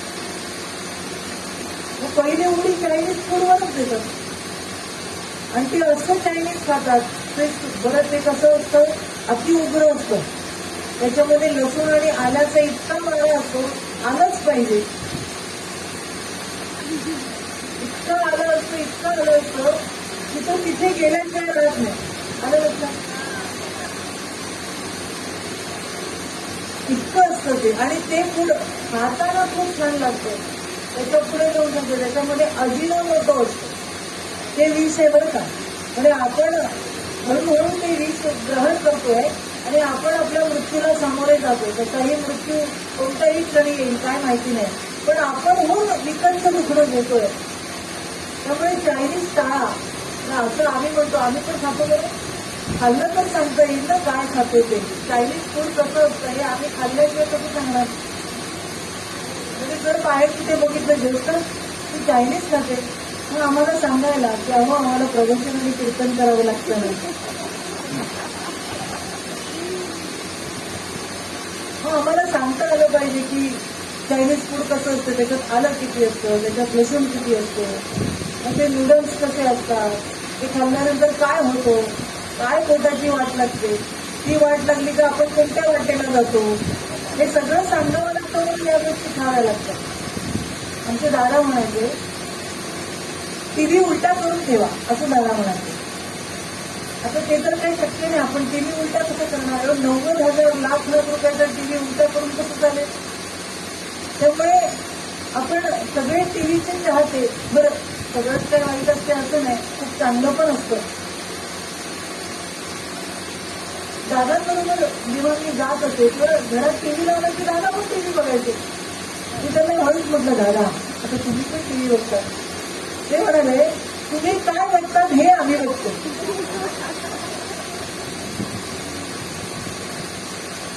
तसं तुम्ही काय खातात हे आम्ही पहिले खाल्ल्यानंतर आम्ही सांगू शकतो ना की बाबा चायनीज फूड असं आहे. सगळीकडे ही अशी प्रथा आहे आजकाल. म्हणून तिथे जाताना आपण कसं असलं पाहिजे हा सुद्धा आपल्याला चॉईस आहे. म्हणजे आपलं भले लोक काय म्हणतील याकडे आपलं फार लक्ष असतं. प्रपंचाचं स्वरूपच आहे की लोक काय म्हणतील, पण परमार्थाचं स्वरूप आहे संत काय म्हणतील, महाराज काय म्हणतील. महाराजांना हे आवडेल का. अति आग्रह असू नये. हात आणल्यानंतर काय झालं, महाराजांनी 2दा प्रसाद भक्षण केला. जानरावांकडे राहिले, सोमवार होता, प्रदोष होता, प्रसाद ग्रहण केला आणि मग जानरावांचे जे बंधू होते त्यांचा उपवास होता, प्रदोष होता, त्यांचा सण होता, म्हणजे नियम होता की देवाला म्हणजे शंकरांना नैवेद्य झाल्याशिवाय ती जेवणार नाही आणि प्रदोष होता. त्यामुळे हे जरी सगळं झालं तरी ते म्हणाले अहो तुम्ही तर शंकराचे अवतार आहात, त्यामुळे सहज जर शंकर समोर आले तर मग तुम्ही सुद्धा माझा हा हट्ट पुरवा. महाराज म्हणाले अरे अरे गडप्या खातो असं म्हणतो, काय आता आवडी आणणार याचा ना तरी अवमान. महाराज म्हणाले की आता हे अवघे म्हणजे किती खाल्लं, लिंबाच्या पोळीची साधही खाल्ली महाराजांनी. आणि पुढच्या पिढीला दाखवण्यासाठी महाराजांना खणाडून उलटी झाली असं महाराजांनी सांगितलं. प्रपंच नेटका असावा तो असा की कोणत्याही गोष्टीचा खूप आग्रह असू नये. कोणत्याही गोष्टीचा जर अति आग्रह झाला तर ते महाराज आपल्याला दाखवून देतात की असं अति केलं ना की मग असं होतं, मग त्याचा त्रास होतो आणि तो त्रास झाला की मग समोरच्याचं समाधान होत नाही. मग आपल्या समाधानापोटी आपण आपल्या प्रपंचाला किती रेटतो. आपण आपल्या प्रपंचातले फक्त दोषच पाहतो, पण जेव्हा त्या दोषाकडूनही आपण गुणांकडे बघत गेलो की अरे हे वृद्ध आहेत यांची सेवा मी केली पाहिजे, तर सेवा हा दारवंठा म्हटलेला. जेव्हा भजसेवा या म्हटलेल्या, ज्याला ज्ञान पाहिजे आहे, ज्याला आपल्याला ज्ञान घ्यावं असं वाटतं त्याला सेवा हा एकमेव उपाय. म्हणजे उपनिषदामध्ये सुद्धा याचे प्रमाण आहे. उपनिषद जर तुम्ही पाहिली तर संवाद आहे, त्या संवादातून आपल्याला लक्षात येतो की तिथे सेवा दाखवलेली आहे, सेवा सांगितलेली आहे. गुरुमुनी गेल्यानंतर त्यांनी सेवा केलेली आहे. श्वेतकेतू आहे, उदाहरण अरुणी यांचा संवाद आहे. असं खूप ठिकाणी आपल्याला पाहायला मिळतं की तिथे सेवा केलेली आहे. संतांकडे गेल्यानंतर पण सेवा केलेली आहे, करावी लागते. केली तर पुढचा मेवा मिळतो. मग आपल्याला प्रत्येक ठिकाणी संत मिळणार नाही. मग आपला परमार्थ प्रपंचामध्ये नेटका करण्यासाठी आणि परमार्थातून प्रपंच नेटका होण्यासाठी मला जर काय करायचं असेल तर सोयऱ्या घायला करणे समयानुसार मानून घ्यावा.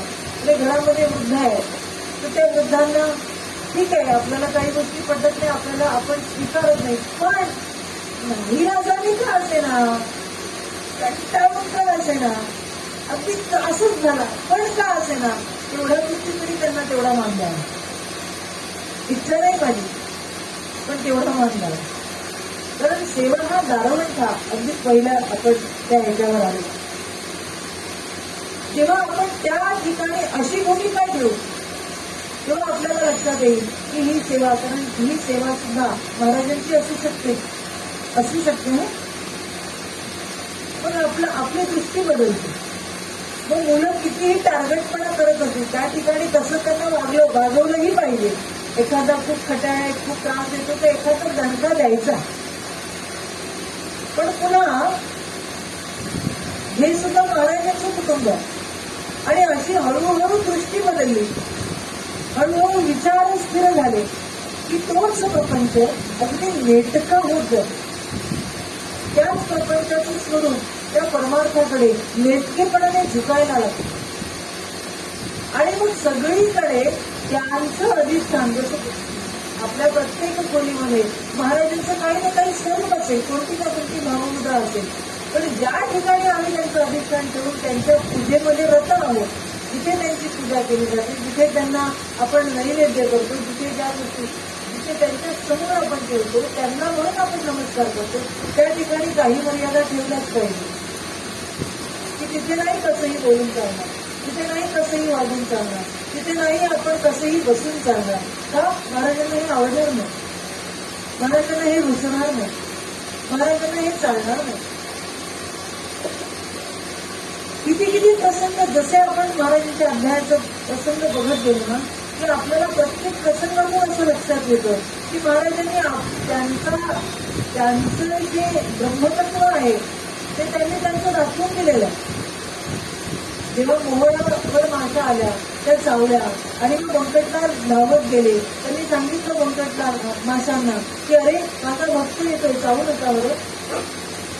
काय सांगतो हा प्रसंग की जेव्हा आपण त्यांच्याशी इतके एकूण होऊ, जेव्हा आपल्याला असं वाटेल की अगरबत्ती लावलेल्याचा धूर महाराजांच्या नाकातूनच जाईल, त्यांना श्वास घ्यायला धड होईल, तिथे नको अगरबत्ती आपण दुसरीकडे लावू, असं जेव्हा होईल तेव्हा तेच महाराज आपल्याला साध्या आपल्या प्रपंचामध्ये जसं त्या बंकटदाराला माशीला सांगितलं चावू नको, तर समज जर काही प्रसंग येणार असेल, कुणी येऊन अगवात बोलणार असेल तेव्हा महाराज तिथे थांबव की थांब, हा माझा आहे, त्याला तसंही बोलून चालणार नाही. तिथे महाराज त्याला थांबवतील. एखादा असा अति तीव्र एकदम असा असलेला एखादा प्रसंग त्याचा आघात होणार असेल, महाराज तिथे थांबवतील, थांब हा माझा आहे, आता एवढ्या तीव्रतेने नको, थोडं सौम्य होऊन घे. पण केव्हा? जेव्हा बंकटदारासारखं त्यांच्याशी आपण जोडले जाऊ तेव्हा ते होईल. म्हणजे असं तेव्हा होईल जेव्हा ते अधिष्ठान आपल्या प्रपंचामध्ये होईल. आणि आपला प्रपंच असा जर झाला तर तो नेटकाच होणार. मग समोर सांगितलं ना, प्रपंच करायला नेटका, विवेकी सांगितलं. तुम्ही विवेक, हा विवेक इकडे येतो, विवेक परमार्थातच येतो. कारण त्यांनी माऊली काय म्हणला, संत तेथे विवेक असं नाही की संत आहे तिकडे विवेक आहेच. मग ही वाटचाल संतत्वाकडे आहे जाण्याची. सेवा, साधन, सिद्ध, संत ही जी वाटचाल आहे ती संतत्वाकडे जाण्याची वाटचाल आहे. आणि जेव्हा ही वाटचाल आपण स्वीकारली आहे, हा प्रपंच त्याच्यासाठी आहे. या प्रपंचामध्ये सगळे दोषच पाहिले तर त्या दोषातूनही गुण दिसायला लागतात किंवा परमार्थाचं अधिष्ठान आपल्या प्रपंचात दिसतं. आणि मग जर एखादा असा आपला उलट बोलला तरी आपल्याला असं वाटतं कदाचित याच्यातून आपल्याला काहीतरी महाराज शिकवत असेल, मग त्याच्या अधरातून बोलण्यातून काहीतरी चांगलं मिळत जातं, काहीतरी चांगलं घडत जातं, काहीतरी असं आपल्याला त्यांना द्यायचं असतं आणि म्हणून आपला अपमान होतो, म्हणून आपल्याला कुठेतरी खूप चांगलं बोलून जातं. असं वाटतं नाही महाराजांची इच्छा असेल आज तिला चांगलं बोललं पाहिजे, कौतुक झालं पाहिजे. एखाद वेळ असा दणका देतात की एवढं आता सन्मान मान घेतला ना, आता एखादी चपरात पण देते, बघू सहन करता येते, मग समजायचं महाराज आपली परीक्षा घेत आहे. ही वाटचाल तिकडची आहे आणि तिथे जर जायचं असेल तर तो प्रपंच नेटकच करावा लागेल. तो नेटका जर झाला तरच, अहो ज्याचे इहत्र घर नाही त्याचे परत पुसची काही, असं जर माऊली आपल्याला सांगते. तर इहत्र म्हणजे आपला प्रपंचच आहे. मग तो सगळा प्रपंच आपल्या ग्रहस्थाश्रम असेल, तो प्रपंच मंदिरातला असेल, तो प्रपंच एखाद्या मठातला असेल, तो प्रपंच एखाद्या तीर्थक्षेत्रावरचा असेल, तो प्रपंच आणि आपल्या मित्रपरिवारातला असेल, तो प्रपंच आपण अजून काही जोडलेल्या परिवारातला असेल, तो प्रपंच जिकडे असेल जिथे जसा ज्याच्या बरोबर असेल तो प्रपंच त्या तिथे तसा झाला पाहिजे. तो जर तसा झाला तर तेव्हा तो प्रपंच जोडता जोडता आपल्याला तिथपर्यंत जर पोहोचायचं असेल, जर आम्हाला वाटतं की आमची वाटचाल तिकडे झाली पाहिजे, आम्हाला तिथे गेलं पाहिजे, तर पर्यायच नाही. आमच्याकडे दादांना जगद्गुरू शंकराचार्य करवीर पीठाचे आले, ते करवीर पीठाच्या शंकराचार्यांकडनं आमच्या एका भक्ताने प्रश्न विचारला. प्रश्न असा होता की जर संत व्हायचं असेल तर काय करायचं. ते म्हणाले देवदेव करावं लागेल. ते म्हणाले हात तिच्या, दुसरा काही उपाय नाही का, असं बोलले. जगद्गुरूंच्या समोर बोलले, मी तिकडे होते. हात तिच्या, दुसरा काही उपाय नाही का. म्हणाले तुम्हाला संत व्हायची वाटचाल विचारली ना, मग या सगळ्या गोष्टीतूनच जावं लागतं, परमार्थच करावा लागतो, तर संतत्व येतं. राजकारण करून संतत्व येतं. तर प्रपंच नेट का केला तरच परमार्थ घडतो. कारण प्रपंचातली कर्तव्य, प्रपंचातल्या ज्या गोष्टी आपल्याला करायच्या आहेत, कराव्या लागतात, त्या जर नीट केल्या, नेटकेपणाने केल्या, तर हे सगळ्यांचे आशीर्वाद घेऊन, या सगळ्यांचा हे सगळं पुण्य घेऊन परमार्थ चालतो. कारण परमार्थामध्ये काही स्टेप अशा येतात, थोडं बहुत अनुभव सांगते. काही पायरी अशी येते की तिथून तुम्ही पुढे जाऊच शकत नाही. काही वेळ अशी येते की तुम्हाला तिकडेच थांबण्यासारखं होते, कितीही प्रयत्न करा जातच नाही तुम्ही. मग असा जिथे परमार्थ थांबतो, असा जिथे एक स्टेप तिकडे थांबून जातो आणि कितीही इच्छा असली, मला दिसतंय समोर काय, मला माहितीये मला तिकडे पोहोचायचं, पण माझ्याकडून ती वाटचाल होतच नाही, काहीतरी अडचण येते.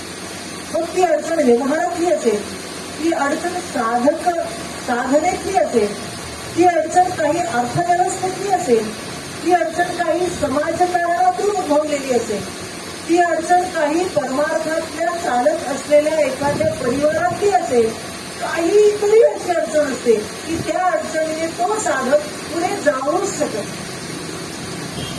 परमार्थ सोपा नाही बरं. आणि तेव्हा त्या ठिकाणी हे प्रपंचातलं जे पुण्य आहे, जे आपण कर्तव्य म्हणून केलेलं आहे, वृद्धांची सेवा केलेली आहे, लहानांचं प्रेम संगोपन केलेलं आहे, सोयऱ्या धन्यांना मान दिलेला आहे, काय महाराज बोलले बघा, हे सगळं केलेलं आहे. इकडचं वाया जात नाही. प्रपंच यासाठी आहे, हे वाया जात नाही कुठेच. आपण असं कधी म्हणतोय की आमचा ना सगळा वेळ प्रपंचात गेला, अहो कारणी लागला, तर ते सगळं पुण्य घेऊन तुम्ही पुढे चालणार आहात. हे व्यवस्थित झाल्यानंतरच तुमचा परमार्थ पक्का होणार आहे. कारण प्रपंचाचे अनुभव पक्के गाठीचे आहेत, इतके पक्के आहे की आम्हाला माहिती आहे इथे खड्डा आहे, इथे पाय घसरला तर पडणारच आहोत, हे आम्हाला माहिती आहे. म्हणून प्रपंचाचं स्वरूप फक्त लक्षात आलं की परमार्थ सोपा होतो आणि म्हणून प्रपंच नेटकाच करावा. तो नेटका होण्यासाठी हे सगळे उपाय आहेत. हे सगळे कुटुंबातले असलेले, फक्त चांगले म्हणणारे, एखाद्या चपळ करणारा, अपमान करणारा, जो कोणी जसा ज्या वेळेस ज्या तिथे येतो त्या ठिकाणी चुकून जात असतो. आमचे दादा म्हणायचे सगळ्यातून चांगला अर्थ काढा. मी एकदा त्यांना असा प्रश्न विचारला, दादा एखादा जर गेला तर ह्याच्यातून चांगला अर्थ कसा निघेल, नाही का? आता किती चांगलं एखादा जर आपल्या जीवनात गेला, मित्र गेला, आपल्या परिवारातलं कोणीतरी ज्याचं आपल्यावर खूप प्रेम आहे, आपण आपल्या मनामध्ये त्यांच्याविषयी अति उच्चताचं प्रेम आहे, असं जर कोणी गेलं तर चांगलं झालं असं आपण म्हणू का? असं आपण कधीच म्हणणार नाही. हं, बरं झालं गेलं असं म्हणणारे एखादे असू शकतात, पण एखादा अगदी जीवाभावाचा फार चांगलं झालं हो ते गेले असं आपण कधी म्हणू का? आपण कधीच म्हणणार. पण दादा म्हणाले बरं झालं गेला. म्हटलं दादा काही बोलतो तू तुम्ही? म्हणाले ज्यांचा सगळ्या गोष्टीतून चांगला अर्थ निघत असतो, फक्त आपल्याला आपण तो शोधायचा असतो, आपल्याला तो मिळतो. पण ते एखाद्याचा डिवोर्स झाला, तुम्ही असं म्हणाल का चांगलं झालं? म्हणजे हो चांगलं झालं असंच म्हणायचं, पण त्याच्यातून पुन्हा जे नव्याने काही समोर येईल, ते नव्याने समोर येताना त्याला मागच्या अनुभवाची पक्की शिकवली असेल. त्यामुळे चांगलं झालं ना, म्हणजे मागची जी ठेस लागलेली आहे पुढे चालताना तो ठेचता येणार नाही, तो शहाणा होऊन जाईल. म्हणून चांगलं झालं. एखादा गेला चांगलं झालं का त्याचं आयुष्य तेवढं होतं. आपण किती इच्छा केली की त्याने इतकं राहिलं पाहिजे, म्हणजे आम्ही खूप इच्छा केली की दादा मी समाधी घेतली, त्यानंतर खूप वर्षभर इतकी बाहेरून मंडळी येत होती, खूप असे संत महात्मे ज्यांच्याकडे दादा जायचे दर्शनाला. ही मंडळी इथे आली त्या प्रत्येका ठिकाणी आमचं एकच बोलणं असायचं की अजून 5 वर्ष तरी, फक्त 5 वर्ष ते आम्हाला पाहिजे होते. तेव्हा ते म्हणायचे अहो तुम्ही इच्छा करून काय होत, पण त्यांनी ठरवलंय की ते जर सहज बोलताना ते देहातून बाहेर पडत होते, तर त्यांनी जरी इच्छा केली असती की मी राहावं तरी ते राहू शकले नसते, कारण ते ब्रह्मतत्व आहे, ते त्याला खेचून घेत. मग जर ही वाटचाल आपल्याला अशीच करायची असेल तर हा प्रपंच असाच झाला पाहिजे, आणि या प्रपंचातल्या सगळ्या गोष्टी आपल्याला अशा त्या परमार्थ चालायला मदत करतात. म्हणून वाया काहीच जात नाही. प्रपंचातलं आतापर्यंत गेलेलं आयुष्य वाया केव्हा जातं? मग सारखं टीव्ही बघत बसलोय, सगळे पकडून आपला आराम करत झोपा काढत बसलेला आहे, कशाचं काही पडलेलं नाही, कशाचं सुख दुःख नाही, कुठे जाणं नाही, सत्संग नाही, विचार नाही, दृष्टी नाही, काही नाही, पण आपलं लोळत पडलंय, मग ते वाया गेलं.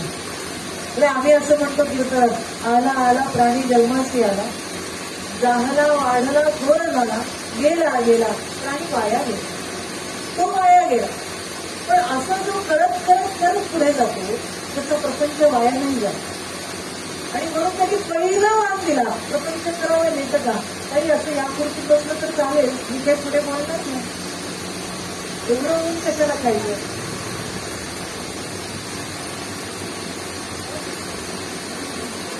नाही करायचं कशाला होणार, बघायला होणार, खरं होऊ नये तिकडे, होऊनच जायचं.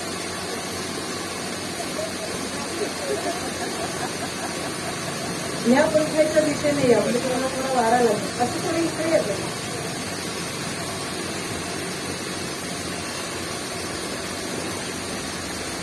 चालेल ना, म्हणजे थोडं हल्लं तर चालेल ना, मी काही बोलणार नाही प्रभूचं.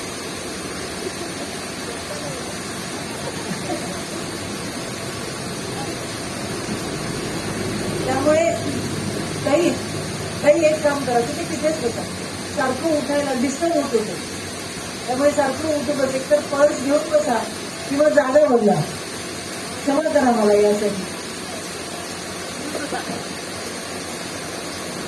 कारण हा दोष येतो. बरं, प्रत्येकाचं अनुसंधान बिघडतं, आणि ते बिघडलं की मग हा दोष ज्याच्यामुळे बिघडतो त्याच्यावर हा दोष जातो. म्हणजे सत्संगाचं पुण्यही मिळत नाही, काहीपेक्षा दोष लागतो. त्यामुळे म्हणून सभा मंडपामध्ये काही नियम असतात, ते यासाठी असतात. म्हणून समर्थांना सांगावं लागलं की प्रपंच नेटका करा, पहिला मान तिकडे दिलाय त्यांनी असं तो अगदी बाजूला टाकल्यासारखं असं नाही केलं. तिथे कष्ट करावे, तिथे मिळवावं. अहो उत्कट भाग्य सेवावे, उत्कट भाग्य सेवा केले, भरपूर कमाई करावी, भरपूर मिळवावं, चांगलं ऐश्वर होणावं असं त्यांचा अर्थ. आणि ते ऐश्वर भोगता भोगता असं लक्षात आणावं की हे एक दिवस आपल्याला खरंच सोडून जायचं. आणि आपण म्हणतो काय नाही हो कुणाचं, हे सगळं इकडेच राहत, सगळे आपण म्हणतो, कीर्तनकार प्रवेशकार म्हणतात, पण आपल्या जागेला स्मरत नाही. सगळी ठिकाणी इतकी वासना असते आपली, खुर्च्या सोडत नाही. जागा बदलायला म्हटलं तर तिथे सुद्धा त्या जागेवर आपली आश असते. कपड्यावरची वासना सुटत नाही, जागेवरची वासना सुटत नाही, अन्नाची वासना तर उत्कट असते. ह्या सगळ्यातून आपल्याला जर बाजूला